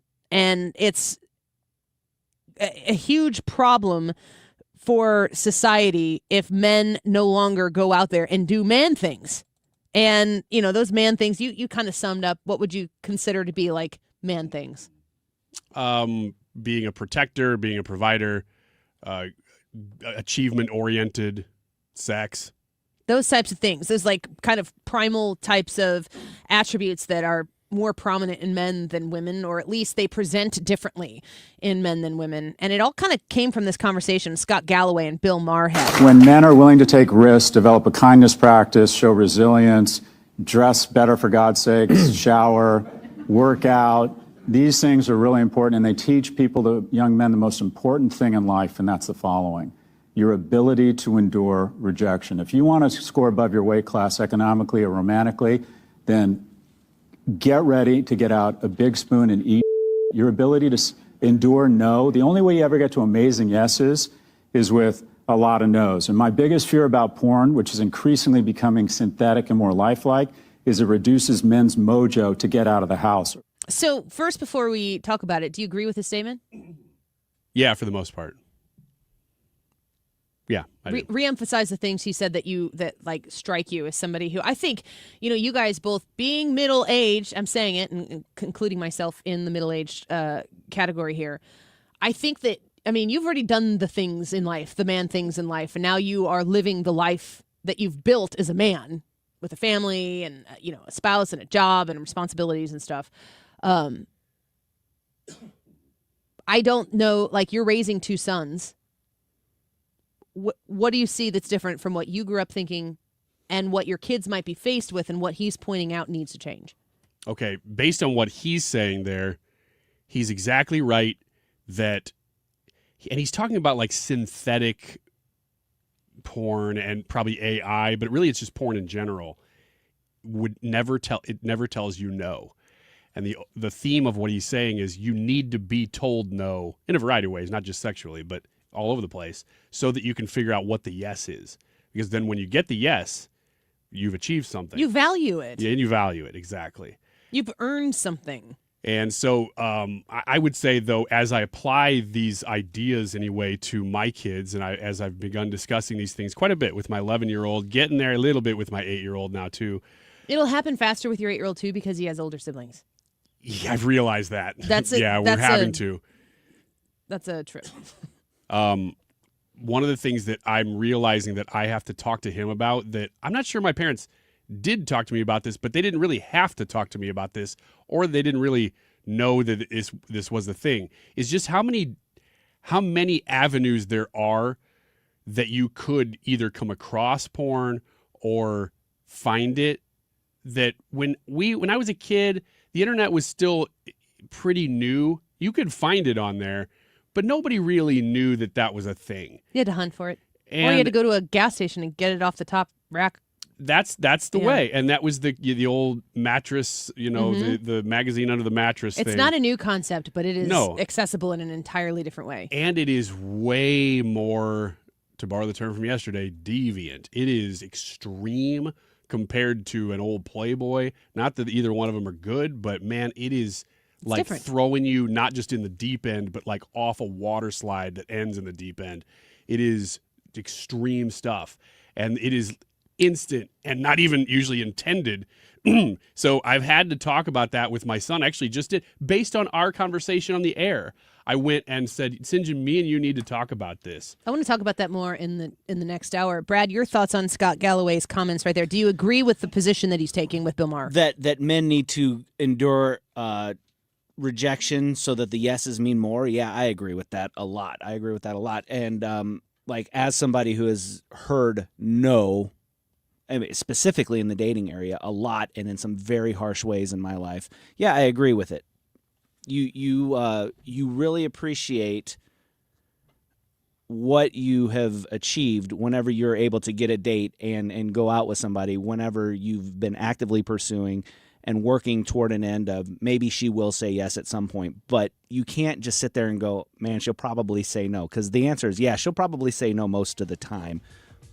But that shouldn't stop you from trying, because there is a girl out there that will say yes. Well, and also, too, I would think that you have to understand when you're asking for that of someone else, you want them to return that. Like, you want to be valued as well in the reciprocation of a question that they have the power to say yes or no to. Let's talk more about it in the 2 o'clock hour. We'll be right back. My name is Whitney Allen. I am a widow. My husband, Ryan, died. We never thought in a million years we'd have to use life insurance. The unexpected happened. With Ethos, it is so fast and easy. It's 100% online. You can get a quote in seconds, apply in minutes, and get same-day coverage. No medical exams, and you can get up to $3 million worth of coverage through Ethos. Get your free quote at ethos.com/term. That's ethos.com/term. Time spent on application may vary. Online health questions required. The holidays are back at Starbucks, so share the season with a peppermint mocha. Starbucks signature espresso, velvety mocha, and cool peppermint notes, topped with whipped cream and dark chocolate curls. Together is the best place to be at Starbucks.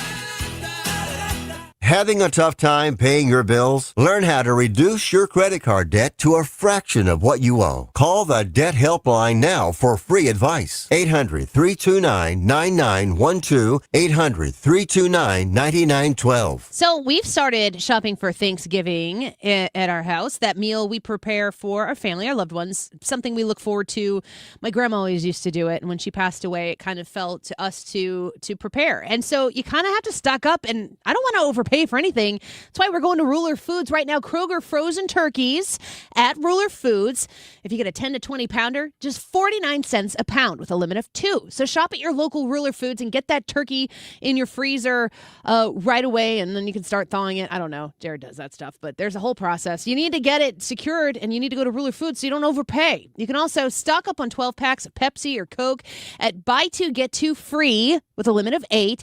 And who doesn't love a whole heaping pile of mashed potatoes on that Thanksgiving dinner table? Make those fluffy mashed potatoes with a 10-pound bag of Kroger russet potatoes, just $2.99. Stock up. Celebrate more, stress less, and stretch your holiday dollars at Ruler Foods. Go online and rulerfoods.com. In the last 20 years or so, have you all had buy a replacement refrigerator, washer, dryer, dishwasher after 20 years, 25 years, and then replaced with a new one in the last year, like 1 or 2 or 3 years? I have. I had a refrigerator 9 years old, so I asked the appliance tech, do I need to get the real high-end stuff? And his response to me was, there's no difference in the very expensive stuff and to what you have right here. The only difference is they make them look different, and they all break the same way. The only difference being the high-end parts are extremely expensive. So if you need a furnace or an air conditioner or both, call me, Bart Inman. One easy number, Missouri and Illinois, 314-293-2600, or on the internet, bartinman.com. That's Bart with a B, Inman with an I. KFTK FM Florissant from the Kaufman Townsley St. Louis's Injury Lawyers Studio. Call 314-500-5000. That's 314-500-5000. All on the free Odyssey app. A vote for transparency. I'm Lisa Brady, Fox News. On this vote, the yeas are 427. The nays are 1. The House just passing a bill to force the release of files related to the late sex offender Jeffrey Epstein, beyond what the Justice Department has already released. House Speaker Mike Johnson says Republicans want maximum transparency. Especially when it comes to disclosing the names of anybody who had anything to do with these evils, anybody who conspired with or aided in any way Jeffrey Epstein. They must be brought to justice. But he's hoping the Senate amends the bill so that it doesn't violate victim or whistleblower privacy, release sexual abuse material, or undermine national security. But Maryland Democratic Congressman Jamie Raskin says there's no need for further delay. The cat is out of the bag, and we know what's been going on for decades. It's been a double standard of justice. Raskin also says he's glad President Trump changed his mind, urging Republicans to support the bill. Republicans and Democrats accusing each other of using the issue as as a distraction. New congressional lines in Texas are blocked in federal court. A 3-judge panel in El Paso says the state cannot use the new congressional map redrawn by Republican state lawmakers this year, making 5 seats more favorable to the GOP. While Republicans insisted the new map was driven by politics, the ruling states there's evidence the redraw engaged in racial gerrymandering. The Voting Rights Act does not allow for racial gerrymandering, but the courts have generally upheld ideologically drawn lines. Fox's Jessica Rosenthal, the Texas redraw prompted an early redistricting effort in other states, including California, where voters approved it this month, though the Trump administration is suing over that. Texas is appealing today's ruling, seeking a stay from the Supreme Court, the state attorney general insisting the Texas map is legal. A sell-off continues on Wall Street an hour to the close, the Dow down 229. America is listening to Fox News. Hey, can you blow up some balloons for Jack's party? I can't. I'm so congested. You need Sinex Severe from Vicks. Sinex Severe Nasal Spray. Yeah, just Sinex. Breathe. Sinex Severe instantly relieves nasal congestion and works 6 times faster than nasal decongestant tablets. The 12 hours of relief allow you to get back to the moments that matter without congestion. Daddy, we need more balloons. On it. Try Sinex Severe from Vicks. Just Sinex. Breathe. Use as directed. As a mom, comforting my family is what I do best. Vicks Vapor Stick provides soothing, non-medicated Vicks vapors in an easy-to-apply stick, and it dries fast, so there's no mess. I use it to comfort myself and my family. Thanks, Mom. Vicks Vapo Stick, soothing comfort for the whole family. And try Vicks Vapo Shower Max for steamy Vicks vapors when you need more comfort for yourself. Use as directed. Air Comfort Service, heating, cooling, and insulation. Weather. We are in a fairly active weather pattern, though we are warmer today. Partly sunny skies, 70. Tonight, fair amount of clouds around. Partly to mostly cloudy, 47. Same story on Wednesday. Partly to mostly cloudy, 61. Some showers moving in late Wednesday night. A soaker coming in here Thursday with periods of rain and some thunderstorms, 66. Keep that going Thursday night and Friday. This is 97.1 FM Talk. Chief Meteorologist Dave Murray. The Annie Fry Show is sponsored by Air Comfort Service Heating, Cooling, and Insulation. Time to get ready for cold weather and schedule your heating system check. Get not just your heating system, but your entire HVAC system checked for $19 a month with the Preferred Partner Plan. Visit aircomfortservice.com. Annie Fry, Ryan Wiggins, Brad Ray. That's us. That's right. Gotta love this American ride. What do you want from me? I'm not America's sweetheart. For goodness sake, kid. Keep your voice down. Your father's listening to the radio. I'm not America's sweetheart. This is the Annie Fry Show on 97.1 FM Talk.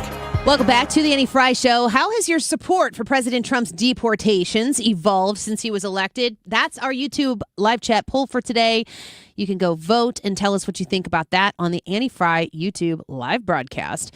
I want to play a clip here while we're getting some more of those thoughts and responses back. We've been talking about gender roles and how this plays into the culture. And Ryan, you were saying before the break, you said based on a conversation we had here, because I know that it's weird. Sorry to my children who probably hear about this from their friends, but we bring up pornography on the show quite a bit. But I see a lot of the reaction that people have to how commonplace it is in society today, especially for people who are kind of in between our generation and our kids' generation, have grown up with such ease of access. OnlyFans comes around and it kind of just like Facebookizes the idea of pornography, and it makes it so much more tangible. I mean, like the fact that you can have an even more personal relationship with the particular type of voyeurism that you are interested in. I mean, it's not helpful to the furtherance of society.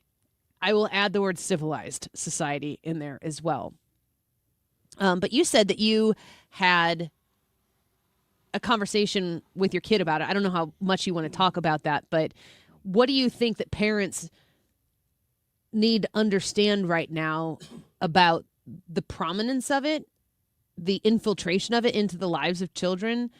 Like what are the key points that you as a parent are looking at communicating to your kids, which is also going to, it's going to look different for your 8-year-old if that is broached with your 8-year-old. Right. With your 11-year-old who every year you get a little bit older, especially in the digital age, you're exposed exponentially more. And then I've got a 15-year-old son. I mean, all of these ages, very different conversations. Well, there's a stat that I told him. I said, look, by the average age that a child is exposed to pornography in some way is 8 years old now. And I don't know where that stat comes from. I've heard it enough that I just said, okay, well, if that's true or even close to true, even if it's 9 or 10 or whatever, I need to be talking to my kid about it, even though we have done a lot to protect our kids from and to protect their innocence just in general, but certainly from that kind of stuff. So at about age 7 or 8, on a long road trip, I said, let's talk about sex. And he... Was it just the two of you? Me and him. 11? No, this is when he was 7 or 8. Oh.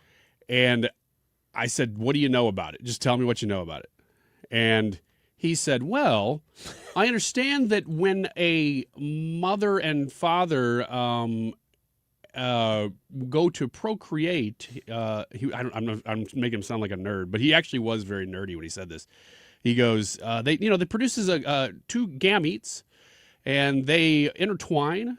Like he was going into the science. I was going to say, he had learned about it. Yes, he knew it on that level. Which and is that's fine. Pretty much all he knew, but at least it was a basis for having the discussion. But that discussion did not go very far. I think I've told this on the air before that I said, I explained what sex was between two people, and I said, do you have any questions? And he said, yeah.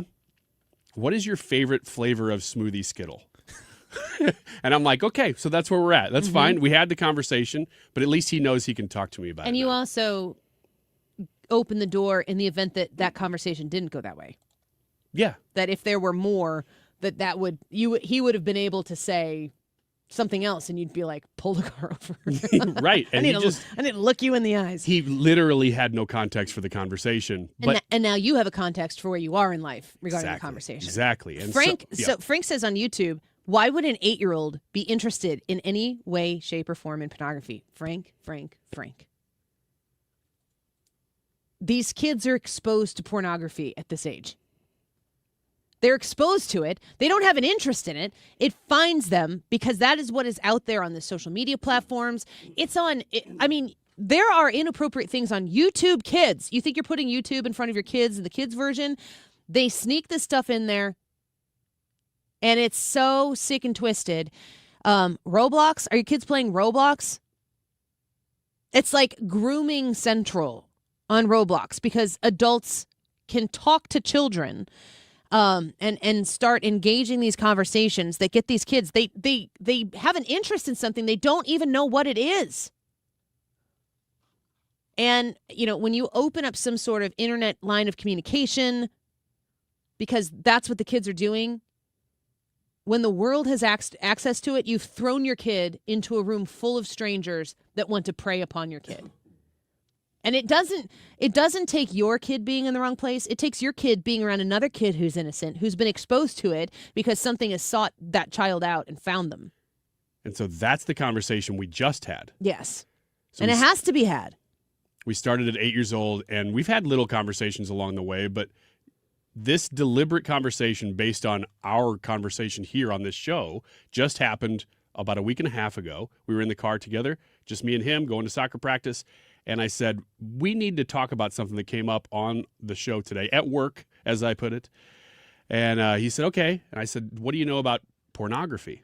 And he was like, didn't even know the word. So I said, well, here's the deal. And I explained what it was. And I said, you will come across that at some point. And he goes, why would anybody want to watch that? And I said, buddy, I can't answer that question other than to say you are programmed to desire it in some way. You won't know that until you see it, and instantly you're going to go, oh, it'll turn something on in your brain. And he was like, okay, I believe you, but I don't really get it. But I said, you have to watch exactly what you just said, Annie. You have to watch not just that you're going to come across it when you're watching, when you're doing something online for school or whatever. But we're at a friend's house, and maybe we don't know that friend very well, or we know him very well, and they have been exposed to it. they bring it up, either accidentally or on purpose. You have to know what it is before it happens so that you can say, oh, I know what this is. Dad talked to me about this. Harsh, it's the name of the guy on our YouTube Live, said many YouTube and Netflix shows make 3 or 4 episodes normal. So when a parent checks it out, they assume it's a safe show, and then things change. I will say that one of my children was exposed to this in 2nd grade. Wow. By a peer who was exposed to it, and I'm not going to get into the details of it, but that kid, the kid that exposed my kid to it, was a victim. And then when my kid was exposed to it, because the kid was like, holy cow, my kids didn't see it, but they were told about it. Like, the things that they were told, it was so devastating and sad. And the reason why the conversation came up in our house is because my kid was affected by it. Just the conversation about it, not even the visual of it, but the conversation about it. Like, we had to have the whole conversation. It was a 2nd grade conversation. You know, this is all part of a bigger conversation that we're having, and the pornography thing, I think, is the biggest, most accessible way to. I definitely think it's more of a male problem than it is a female problem, but it is ridiculous to think that females wouldn't struggle with viewing pornography or relying on pornography as well. But the elements that make society function and the instincts that we are created with that cause future generations to exist, it relies on us to have to act on those primal instincts. And you would think in a civilized, organized way, which is, there's always been a little bit of deviance from that always. So it's not like a brand new thing. It's celebrated now in a way that I don't think it's been celebrated in the past. But, when we were speaking with Mollie Hemingway a little bit earlier in the noon hour, she was talking about, for men to want to get out and pursue, they just don't really want to do that anymore. And now we have an instance where, are the women really pursuable? And I think that men would hear this conversation and go, I know a lot of men who are like trying to pursue a relationship and they just can't find a good woman. And I know a lot of young women who would be saying there are no good men. So the question is, where are the good ones? Where do they go? And why do they go there? You really have to start thinking about like your foundational principles that you adhere to that are non-negotiable for you, and figure out where those principles exist. And then you have to go to those places and hope you meet somebody else that is similar. And maybe that includes internet dating. I don't know that internet dating in our time was a different situation than it is right now. I think if I had to date right now, if I was like trying to get back in the game, I think I'd probably prefer internet dating, but maybe after doing that for a while, it's got its own problems. I don't know. I never had to do that. But are women right now not pursuable? I mean, Mollie Hemingway cited that statistic that said women now want a marriage and a family less than men. Yeah, that's true. Hugely problematic. Yeah. I don't know if women are less pursuable. I'm sure women have their own problems on the opposite side of this coin from guys, because it ends up being the same thing, but it just manifests differently. But I'm not, like you said, I'm not in the game. I don't really know. I know that most of my interactions with women who are not my wife are either here at work or at church. And most of the women that I interact with are pretty good. So I don't know. Why did you say most? And I said pretty good. Also, not great. But they're all right. Setting the bar low here on the They're all right. For women. So I don't really know. I mean, it's a lot of our age people too, and a wide variety of ages as well. So I don't know that women are more difficult to find for guys now. But Brad, you made a comment yesterday about women not being pursuable. What do you think about that? I disagree with Ryan completely. I think that, and this is not for men our age. This is for young men and young women. I think that society has changed the standards for young women so much. What do you mean? Well, for example, you mentioned OnlyFans. I think that there is a way higher percentage of young women that are on OnlyFans than you guys would be even amazed by. I think that young men will look and say, I want somebody that is maybe pure and not promiscuous, but I think that those young women are harder to find now. I think that we have, through the sexual revolution and stuff like that, we've created an environment where sex is looked at for women as empowering. You hear talks of body counts. What are people's body counts? It's way higher now than what it ever was in history. But I think then, too, you look at... I don't know if that's accurate. I would think that maybe the conversation about it might be, but I think people have been promiscuous for a long time. Would you say you think women are now more promiscuous than men? Not more promiscuous, but it's or a just lot... catching up? I think it's a lot easier for a woman to find a sexual mate than it is for a guy. Well, yeah. And so, I would agree with that. That's just biology. Hear what I'm saying here now. If it's easier for you to do it and it becomes untaboo for you to do it, you're going to catch up to the guys at an extremely high rate, especially if you're pursuing it even 70% of what guys are looking for a sexual mate. But that's a good point. I think the other side of that is, too, that you got to look at is women in the workforce and stuff like that. Women are making as much as men now. They're doing all of that. So whenever they're out there... Women aren't making as much as men, but that's it. Women don't make as much as men because women don't pursue the same things men do. But if they wanted, like if they were in the same position as a man, they can make as much as a man can in that position. So you don't think that you can make as much as a man on radio? Are you talking about me or are you talking about women? Two different conversations. Same. Me, I think I could fight for what I think I'm worth, and I would accept what I think I'm worth, but I don't think women on the whole do. Okay. So there is a security there and a headache with men that women don't want, so they're not open to dating. They can earn their money, they can like make their payments, they can pay their bills, they can buy what they want to buy. They don't need a man for that. They're less open to dating. The women that want to date are the women that are actually thinking, I want a family, I want to have kids. And now also I would say society has lied to those young women and told them you can have kids later on, go get your bag first, go make your money, go establish your career. And I think you mentioned this yesterday, there is a clock ticking for women because you will get to a point in your life where you can't have kids. And there are a lot of women that are hitting that age that now are like, well, I did my career thing, I can't find a guy, because at that point good guys are off the market and you're running out of, biology. And all of the stuff that you've worked for isn't what you wanted.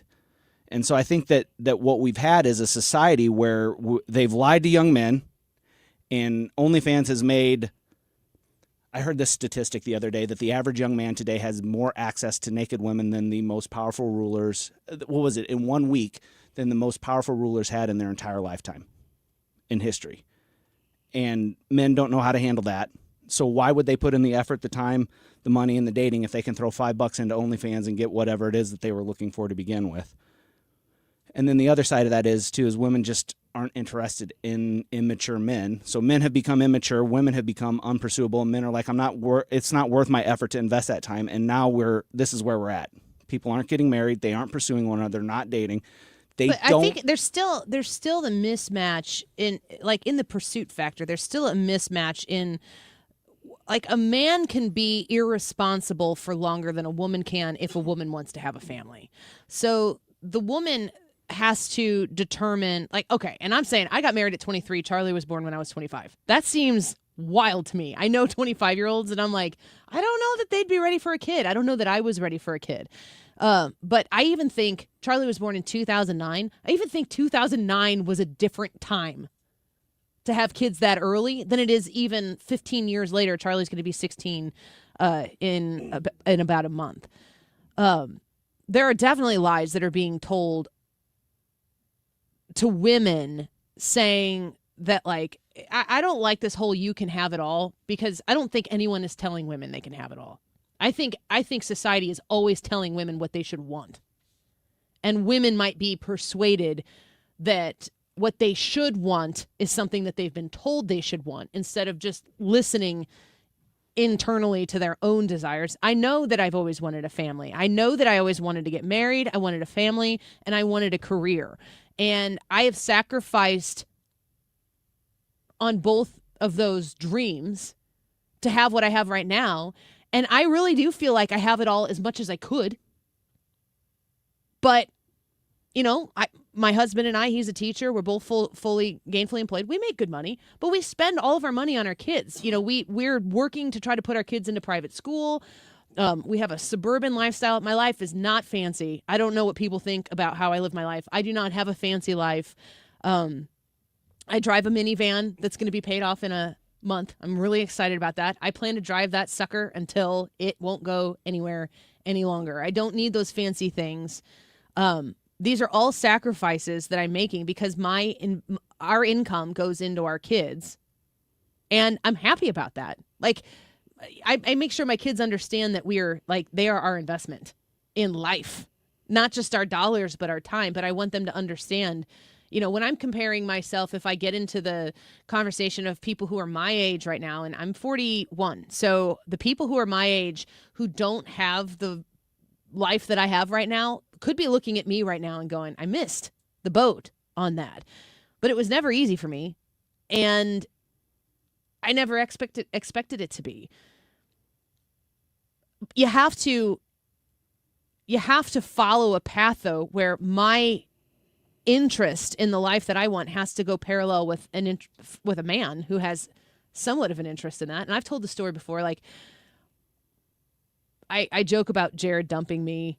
We were just a few weeks before the first Christmas. He panicked. We'd been together for like 7 months. 8 months or so. And, I could tell that he was thinking, this is going to get serious or I can bail now. And he was not. Once we were together, we were pretty much together. We've been together since the beginning. That was a 1 weekend breakup. But I knew, he did not say he loved me. We were probably dating for over 1.5 years before he ever told me he loved me. And I didn't want to be like, hey, yo, you love me or not? Because I don't want to hear him say it after that. The whole time we were marching towards this, the commitment scared the crap out of him. But of course, it's what we both wanted. And there's a kind of a crash course onto this, right? Into this idea of settling down, establishing a family in our early 20s.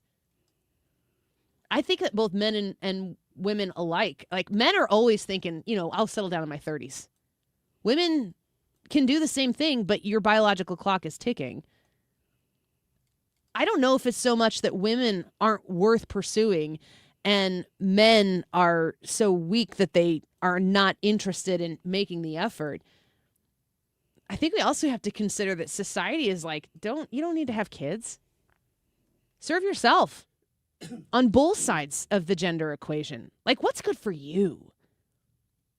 Think about having to get up in the middle of the night to take care of a kid. Think about having to pour your money into diapers and formula and not being able to take vacations because you got to pay for, tuition or healthcare bills and all this stuff. The value of a family completely disintegrated in current society and culture. Yeah, it's all about what you'll lose when you think about kids and marriage to some extent for guys especially. Well, you won't be able to go play the field. You won't be able to go sleep around if you're into that. So don't get married. It's all about what you'll lose no matter what. And think about, Ryan, for the second, put into words what you've gained. Watching your kids. It's impossible. And that's why it's harder to share that message, because it's so much deeper than just, you'll lose this thing. Now, you'll gain love. How do you quantify that? Okay, how many dollars is that worth? Exactly. Apparently it's worth all of them. $100,000. Every day. Yeah, every day. I don't know. How do you put a number on that? You can't. And when it comes to men pursuing something that is worthy, you have to have a woman out there that kind of reins them in, that's worth pursuing. But a woman also needs a man that's going to step up and go, I'm willing to work for your attention. And when you tell me no, I like you enough that I'm going to ask you again. I'm going to come up with something new. I'm going to try. I'm really willing to risk some pride, some ego to hear no because you're worth it. And that does still happen, but it happens in spite of society, in spite of culture. And all of those surface level, tangible, primal instincts that are all being served in these super easily accessible ways on both sides of the gender equation, it's snuffing it out. And it's actually, to me, very scary. I really pray regularly that my children are able to find somebody who's sitting there with a parent fretting about their child's ability to find someone who's willing to walk that path as well. Let's take a quick break. Ethan Sports and Local next. To be sculpted by the sculptor. Oh, she don't see the light that's shining deeper than the eyes can find it. Maybe we're made of blind, so she tries to cover up her pain and cut her woes away. 'Cause cover girls don't cry after the face is made. But there's a hope that's waiting for you in the dark. You should know you're beautiful. All right, it's Point Pest Control time. It's the time I talk to you about the things you should kill by hiring Point Pest Control. That's really why I hired them. They're my people. They're my henchmen. Point Pest Control, point with an E, 636-798-0023. If you have critters, rodents, mice, whatever, getting into your house here as the weather starts to get cooler, get rid of them with Point Pest Control. Call them, mention my name. You're going to get an extra 10% savings on the top of whatever specials they have going on at that given moment. So the Annie Fry Show special, an extra 10% saving. I am a Premier Service Plan subscriber, and we don't have spiders because of that. And that's worth the price of admission for me. On a quarterly basis, they come treat my home. The treatment outside and inside my home, safe for the pets, safe for the kids, and not safe for the spiders, which is the best part. 636-798-0023. Ants, crickets. Man, what is more annoying than a cricket in your basement that you can't find? Point Pest Control will find it and kill it. Premier Service Plan subscribers, remember, mention my name, save 10%. 636-798-0023. PointPestControl.com.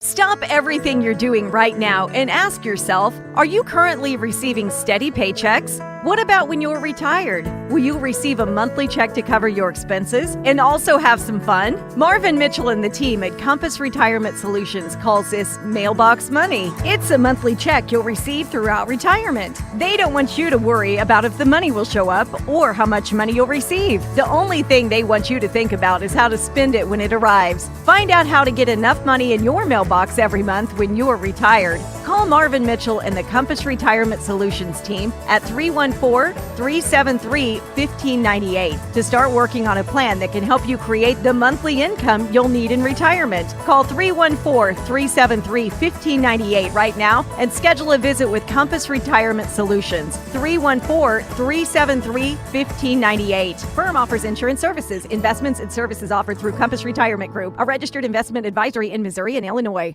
Is your home, business, or church looking tired, chalky, or in need of curb appeal? Go Rhino. Tired of painting year after year? Go Rhino. Our unique 3M ceramic technology is perfect for brick, stucco, aluminum, steel, color lock masonite, and more. It's backed by our 25-year transferable warranty to not chip, crack, or peel. Great if you're staying, and even better if you're selling. Our ceramic coating allows you to maintain all of your architectural features. The decision to do vinyl will leave your home looking like a plastic moldy box. With Rhino Shield, in 15 years, your home will still have that, wow, it looks like you just got it painted. We've done large condo complexes, parking garages, pole barns, and commercial strip malls. We coat sloped and flat roofs to extend their lives too. Evaluations are free. 877-25-RHINO or 877-25rhino.com. See what we did there? Genius. Tell them, ladies. No paint, don't Rhino. Go Rhino Shield. Never paint your house again. Rhino Shield. Swapping out your tires? There's nothing like it. With eBay, you can find the feel you're looking for, from smooth highway rides to grip for rough terrain. Get all the tires you need at prices you'll love. eBay. Things people love. You're listening to The Annie Fry Show on 97.1 FM Talk, St. Louis Conservative. Hold up. Check it out. Sports and local. Ethan Hannaford's segment on The Annie Fry Show. Yeah, it's my segment, Annie. A quickie with Ricky. Trying to jump all over my segment. Who do you think you are? Ryan Wiggins. That's fair. No, that's not true. I'm more in your place in this scenario. Are you now? Yeah. Wiggins America, trying to do a segment, and he keeps talking. It's a tough life we live, Ryan Wiggins, tough. isn't it? We said this was going to be a fast one. Yeah, no kidding. How fast are we talking here? How much time do I have right now? 2 Micro minutes Machines tops. Guy. 2 minutes. Shut up, Ryan. A trial to decide to permanently remove Alfred Montgomery as St. Louis City Sheriff has begun. The trial taking place at the Civil Courts building. Alfred Montgomery sounds like a sheriff in The Simpsons. Go on. Or a butler. See me look at you, Ryan. The focus of the trial is an effort by Missouri Attorney General Catherine Hanaway to permanently remove Montgomery as the city sheriff, a process challenging someone to someone's authority to hold the office. The quo Warranto. Thank you. Appreciate that. Man, hey, I would want to run for sheriff just so I could walk in on day one and say, there's a new sheriff in town. And then also, here's my resignation. Carry a sink with you. There's also a new local team Nude? making... Nope, new. What is it with you and hearing random words these last couple of days? You I have a said cold. nude. Did you hear nude? Yeah, he said nude. You he said there's a gaslighter. new team. You know No, I I'm said right there's when a Ryan new- agrees with me. A new team. NEW, new I'm gonna team. go back and see what making AI says. a new local team making the NCAA soccer tournament. Lindenwood is heading to the tournament after winning the Ohio Valley Conference tournament.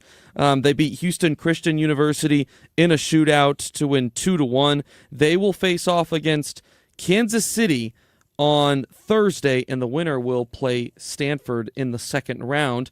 Also, St. Louis, they are not a new team making it to the NCAA tournament. Nude? This is... No, Annie, my goodness. This is their 50... Did you say naked? I'm leaving. I told you Tell 2 us the minutes. story and then let us know if they were wearing clothes at the end. SLU. All of them were But wearing with every clothes. story you ever do. Although when they scored the game-winning goal, one of them did take their shirt off. Woo! 52nd career appearance for SLU in the NCAA tournament. They will face Kentucky this upcoming Wildcats. Thursday at SLU. You know what I'm saying? That's all I got. That's the quickie with Ryan. All right, thank you, Ethan. Not Ryan. I didn't do anything in that segment.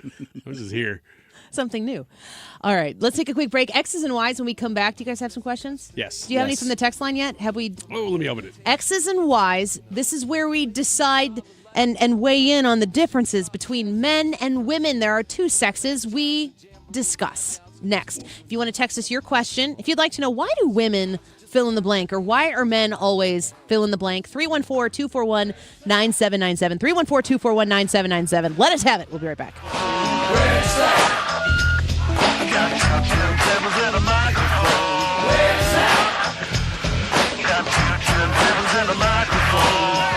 Home Shield Foundation Repairs.com. Reach out to Matt Hayes at 314-227-9636, 314-227-9636. Home Shield Foundation Repair has a whole bunch of foundation repair options for you. So if you are looking at a compromised foundation in your home, your office, your garage, whatever it might be, you need an expert to come assess that situation and offer you options for a solution, especially before it gets out of hand. Foundation issues can lead to a lot of other problems. Get to the root of the problem now and reach out to Matt Hayes. He's got decades of experience fixing problems just like yours. 314-227-9636 for that basement waterproofing, for a sump pump integration into your basement system, in addition to their drain tile system that they can install to help you. The experts are at Home Shield Foundation Repair, and you'll be glad that you called somebody who's going to be able to give you straight talk, great answers, great solutions. 314-227-9636. Online at homeshieldfoundationrepairs.com. What's up, world? It's Von Miller, Super Bowl MVP, chicken farmer, and now host of Free Range.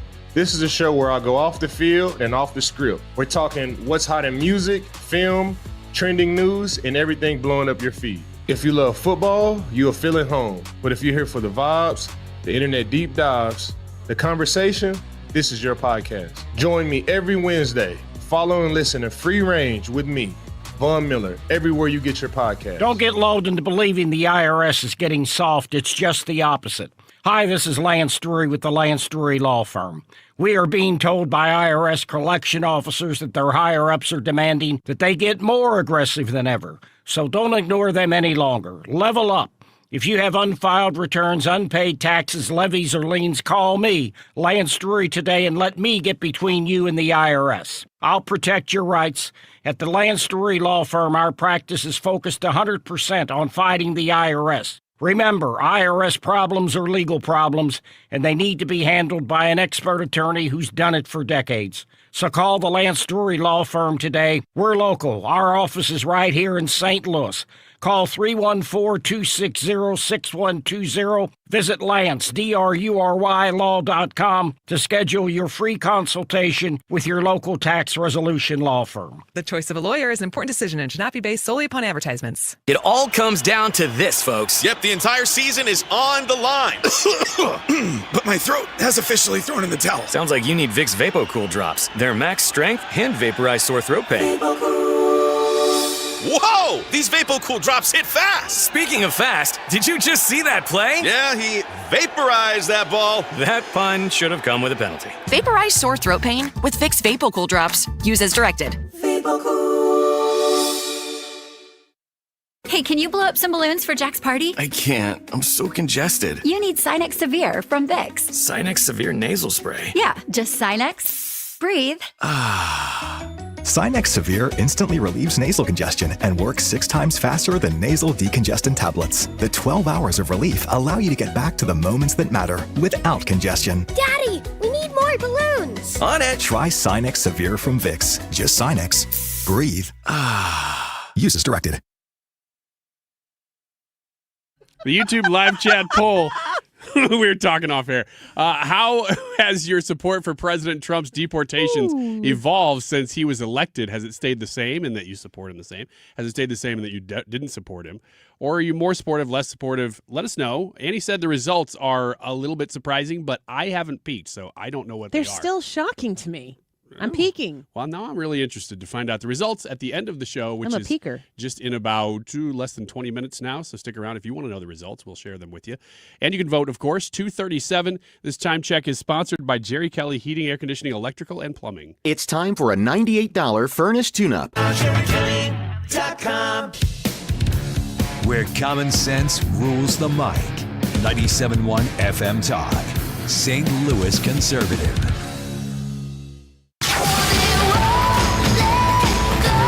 X's and Y's. All right. Questions from boys and girls about why boys are like boys and girls are like girls. If you have some that you want to share with us, you can text us at 314-241-9797. You can also comment on the YouTube live chat. First question, you would take one from the text at 314-241-9797? Yes, this is a question from the text line. It says, as we who call ourselves Christians, what do women think a godly man should be like? And in turn, what do men think a godly woman should be like? Who goes first? Brad. All right. What do you want in a godly man? Him not to hit on me. Okay. Let's just start at square one. Be a good friend. Support, but not like that. Yeah. Buds. Good roommates. Good sense of humor. Nothing further. What about a godly woman? Godly woman. One, I want to see her have the best way that I describe that I've ever heard about looking for a godly woman in faith and relationships is to run as fast as you can toward God and then look to your left and right and see who's keeping up with you and then maybe go run next to them. So what that is saying is that the very first thing that I want to look for in a godly woman is how serious is she with her relationship with Christ. That is number one. If she's not serious about it, everything else falls by the wayside. How can you judge that though? Actions, the way she talks, what the subjects are she's interested in. How often do you, when my wife and I first started dating, the conversations naturally went toward the Bible and toward Jesus and that sort of thing. I find that whenever I'm around a lot of Christians and that the conversations will always end up in a religious area. Whether that's the intent or not, because it's what is the base for everything that you believe in your life. So conversation-wise, where do we direct the conversations? What are the things she's interested in as far as, are we talking about, we're just going to go out and party every weekend? Or is she, planning, okay, this weekend I can't go out because I know that on Sunday morning I've got this, this, and this, and I have to be at my best for that. Does she give herself her whole self to God is kind of what I'm looking for. Godly woman?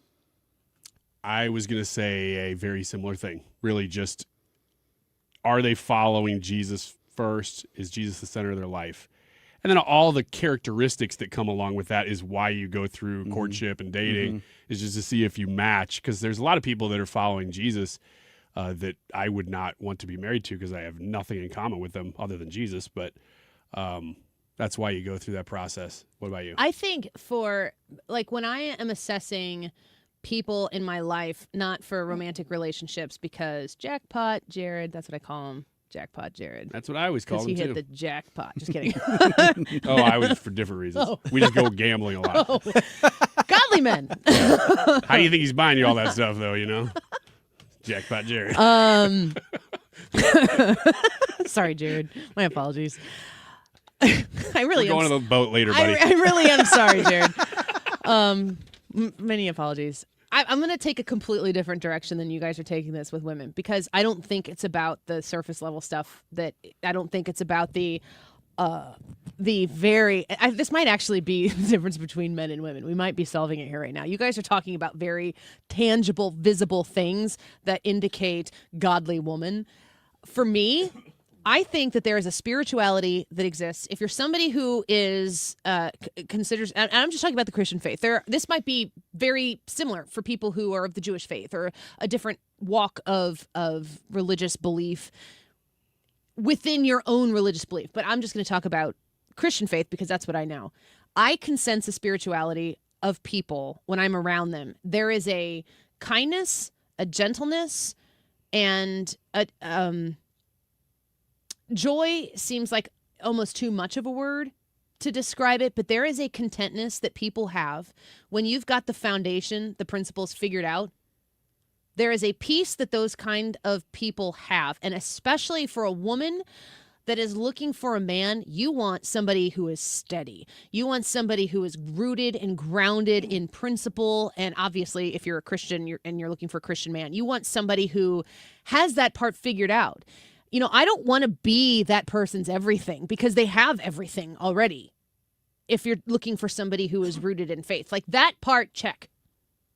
So I want to find somebody who I can be around that is steady, that is grounded, that doesn't take everything so seriously. Like, I don't want emotional highs when I'm around that person. I don't want super emotional lows. Things can be exciting. Things can kind of get you down.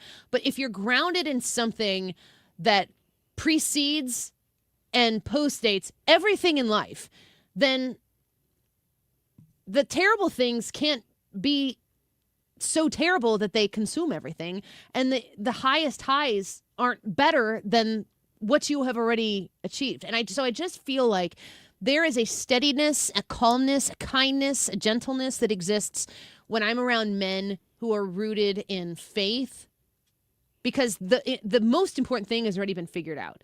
I want to be around that. And that's what I would encourage women to look for, steadiness. That you want to be, you know, kind of like you were talking about, Brad, like parallel with. And then I think that other things naturally bear themselves out of that. But that steadiness is, to me, where I see godliness in men. Just so you know, we are not trying to meet women at the boat. We are just seeking jackpots. Financial gain. You can take Jared to the boat, and I am confident in my place in Jared's life. We good. We go there to eat steaks, I laugh, believe that. and play the slots. Skip and hold hands. No, we don't do any of that. Slots. We Next. just want the oxygen pumped into our veins, and we feel high. Next. Those are all things that all would repulse Jared. I walked into this is a weird sentence. I walked into Jared in the bedroom the other day, and he was folding laundry. Molly was sick yesterday; she had a fever. He was in there folding laundry, watching people whisper about deer on YouTube. I'm like, we're fine. I'm like, I hate the whispering. It's hunting ASMR. Blech. Okay, my question is, He's right up there around the corner. He's gonna rustle the leaves. I can't watch those videos. Oh my gosh, I can't either. I'm like, I'm gonna leave you alone. I understand why guys like watching those videos because it's about hunting and you got to be quiet, but I don't like the quiet part. I know, but I feel like I have to be quiet in my living room. I wish the deer's not going to hear me. I wish that they were playing Who Let the Dogs Out and people were hunting the animal with their hands. There's a and YouTube fast channel. Cuts. There's a hot YouTube channel in your future. You need to parody these hunting channels and just a lot of green screen. Uh-huh. And how techno. About they start real quiet and then I'm like, you just clicked on the wrong video. 45 minutes with 3 jump scares. Oh, yeah. Jump scares all over the place. And it's the animals scaring me. No, it's the hamster from the hamster dance. Peanut butter jelly time. Remember that one? Welcome to the late 90s internet. Everybody will think it's new. Yeah. All things are made new again. Ecclesiastes. Next question. Where do we go from here? This is not going to last long, this question, but I'm going to ask it anyway. Another quickie. What are gams? When people say this, I'm like, what are they talking about? Really? What are a woman's gams? It's her legs. Is that all it is? Yeah. Is just legs? Yeah. I thought there was something a little more like deep or naughty about it. Nope. Is this a man word? It is like a 1940s word. Have you never heard it? Really? I was like, yeah. Do I have them? I'm not sure. This is right there with like bee's knees and cat's meow. Okay. Well, that's the chat is chiming in here, and they're all saying legs. Legs. Legs. Betty Grable. Great gams. Okay. General Algebraic Modeling System. That's my answer. That's what they're referring Why to. were women's legs called gams? Let's visit AI. Women's legs are called gams due to its origin in slang, likely stemming from the Italian word for leg, gamba, or the Old English word gam for an animal's leg. The ladies' gams are coming up around the corner. So it's not wrong to whisper about wanting to eat that animal's gams. Kind of depends on the animal. Wrong? Weird. Looks great. I think I'd like to eat its gams. The gams on that one. Ew. God. Break now. Get me out of here. I quit. I'm gone. What a break. Take more time. Her headphones are off. She won't know. I can hear you.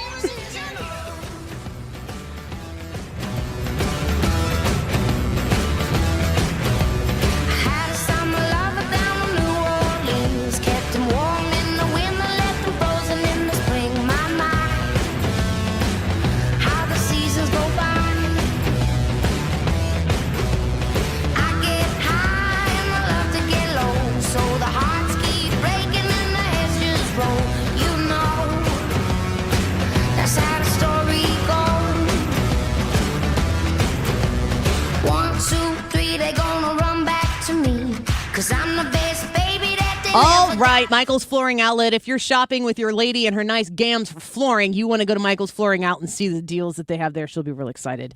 You're going to like the value. She's going to like the quality. That's stereotypical, but probably also actual. Flooring is exciting to use when you put it in your new home. It just brings the whole place new life. So that fresh smell of soft, wonderful premium carpet, that Mohawk Smart Strand line of carpet, Michael's Flooring Outlet. If you're looking for beautiful, long, wonderful lines and wide plank Techwood Plus flooring, Michael's Flooring Outlet. If you want to read reviews before you go shop in-store at one of their 3 locations, igotfloored.com. You can read all their reviews, their Google reviews right there, and see how many, just hundreds and hundreds of satisfied customers have been shopping at Michael's Flooring Outlet for the decades they've been serving the St. Louis area. igotfloored.com. Let's show our appreciation for local heroes. Mark Cox here. Nominate a first responder and their department could get lunch from Grill Master Tony's. I'll personally deliver it. Share their story at 971talk.com. Nominate them today. When it comes to affordable term life insurance, everyone's whistling the Big Lou tune. If you're over 50, maybe a bit porky, or have type 2 diabetes, $1 million of term insurance may only cost about $200 a month. Even if you're not in perfect health, call Big Lou, because he specializes in finding big chunks of affordable term life insurance for just about everyone. Don't let diabetes or other health glitches keep you from owning $500,000 to $1 million or more of term life insurance. For affordable term life insurance, call Big Lou. Don't hesitate. Call 800-700-6898, 800-700-6898, or visit biglou.com. Call Big Lou, don't hesitate. 800-700-6898. Call Big Lou, don't hesitate. 800-700-6898. Visit biglou.com.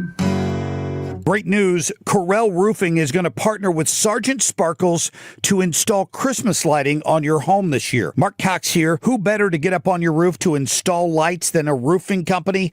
But wait, there's more. While they're up there, if they see some minor damage or an issue that needs attention, they're going to do that minor repair at no charge to get you through the winter. That provides pretty amazing value to get a small problem fixed at no charge while you get ready for the Christmas season. Now's also a good time for that full roof inspection. If you didn't get around to getting your roof inspected after the storms earlier this year, this is the time to schedule that. Even if the weather's too cold to have the roof replaced, you will be first on the list when warmer weather comes around in early spring. Call Curtis at Corel Roofing. Schedule your Christmas light installation and your roof inspection right now.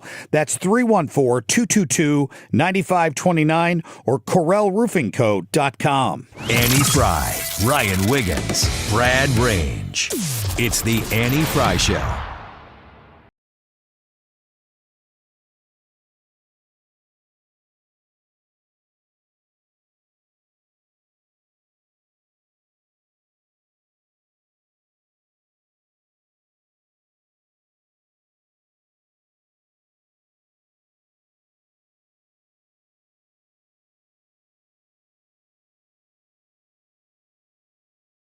In about 5 minutes, how has your support for President Trump's deportations evolved since he was elected? We'll get those results here shortly. Fox News report. The Trump administration announced today that the Department of Education signed a series of interagency agreements to shift power from a handful of its offices and programs to other federal agencies as it works to dismantle the federal department for good. Secretary of Education Linda McMahon said in a press release, quote, the Trump administration is taking bold action to break up the federal education bureaucracy and return education to the states. Cutting through layers of red tape in Washington is one essential piece of our final mission. As we partner with these agencies to improve federal programs, we will continue to gather best practices in each state through our 50-state tour, empower local leaders in K-12 education, restore excellence to higher education, and work with Congress to codify these reforms. Buckle up. The teachers' unions are not okay. They're right there with Dave Ramsey in that 50-year mortgage. Anyway, we wanted to get to one more question in our X's and Y's. Brad, you said you had a good one. Yeah, first. this one can be answered by both sexes, though. But what is the harshest way you've ever been rejected in a romantic sense? Harshest way. I tried to wear a girl down in 11th grade. What? I sat behind her. What do you mean wear a girl down? In class, and I don't remember. Is that thing you were talking about where you keep asking until they say yes? Exactly, Well, and we just I did just a whole wanna- show on why that was great. I why just you need to do it. I want you to be on record as to what you mean by wear her down. I would ask her out pretty much every week, and she would tell me no How would every she tell you no? week. I made it into kind of like a jokey thing where I was just going to continue to do it, but I'm also like, hey, maybe she'll say yes at some point. Did she? No, she never did. And in fact, anytime I see her name or last name, which I don't know if she lives in this area anymore. I think she's long gone because I haven't seen her for a long time. But anytime I see her name, last name in particular, because it was a very memorable one, I still am like a little embarrassed. She probably knows it was a Because joke. her friend had to come to me after about 8 weeks and go, hey, maybe you just lay off. And I'm still friends with that girl. I don't know the other one. That was the worst way to be rejected, was by somebody telling you you're over the line. She's not into and you you, didn't even dude. know it. You just sort of keep going for no reason. That was the worst. What's the question? What's the harshest way you've ever been rejected in a romantic sense? I haven't been. Dang. But I never put Okay. myself out there unless, I didn't ask boys out, and there were a lot of boys that I liked that just never knew it. So, probably by myself, by not trying, but it worked. Yeah, guys, we're good. But guys can be also kind of obtuse and not notice that a girl's into them. I lived my life to make sure they didn't know. Never mind then. I was going to say, it wasn't like, I just didn't, I was so afraid of hearing that they wouldn't be interested in me. Because, a girl can let a boy know that you like him and then you wait for him to ask you out. Like, I never even wanted that to happen. Can you tell your story in like 20 seconds? Yeah. She said under her breath, ew. And then she was trying to be nice. What? It was like an initial reaction of ew, but oh my gosh, I said ew. Let me say this nice. And she's like, oh no, I'm not interested. Okay, quickly to the results. We'll visit that tomorrow. That was short, sweet, and to the point. Well, she missed out, so sucks to be her. Ryan, hand me your paper right there. How has your support Thank you for very President much. Trump's deportations evolved since he was elected? The options stayed the same. I support, stayed the same. Don't support, or more supportive, less supportive. And the results for today's YouTube live chat poll: 244 votes. 59% say that they support. 3% say that they don't support. 33% say more supportive. 5% less supportive. 33% say they're more supportive now, and 59% say their support has stayed the same. They've always supported it. Only 8% say less or they don't. That's pretty crazy. Mark Reardon next. Time now for today's Spotlight on Tech. The race is on to make humanoid robots for work and home, and Figure AI is at the forefront, introducing its third-generation Figure 03 robot, which is designed to perform human-like tasks such as folding the laundry or filling the dishwasher. Figure 03 is 5 feet 6 inches tall. The robot comes with fully articulated hands that are equipped with cameras and runs for 5 hours when fully charged. I'm Jason Brooks. At Audion Hearing, our mission is simple: to make better hearing affordable for everyone. This Black Friday, enjoy exclusive savings on our high-quality rechargeable hearing aids. Clear, comfortable, and ready to use right out of the box. And here's a study worth hearing. Research shows that wearing hearing aids can reduce your risk of dementia by up to 61%. Join over 1 million happy customers and shop Black Friday deals before they're gone at audionhearing.com. That's AUDIEN hearing.com. Most people spend decades saving for retirement, but few ever learn how to turn those savings into lasting income. And that's where Financial and Tax Architects comes in. They help people across St. Louis work to protect their life savings, minimize taxes, and retire with confidence. Now, they do a Retirement Planning 101 class, and it shows you exactly what others often miss: how to avoid hidden tax traps in your 401k or IRA, and how to make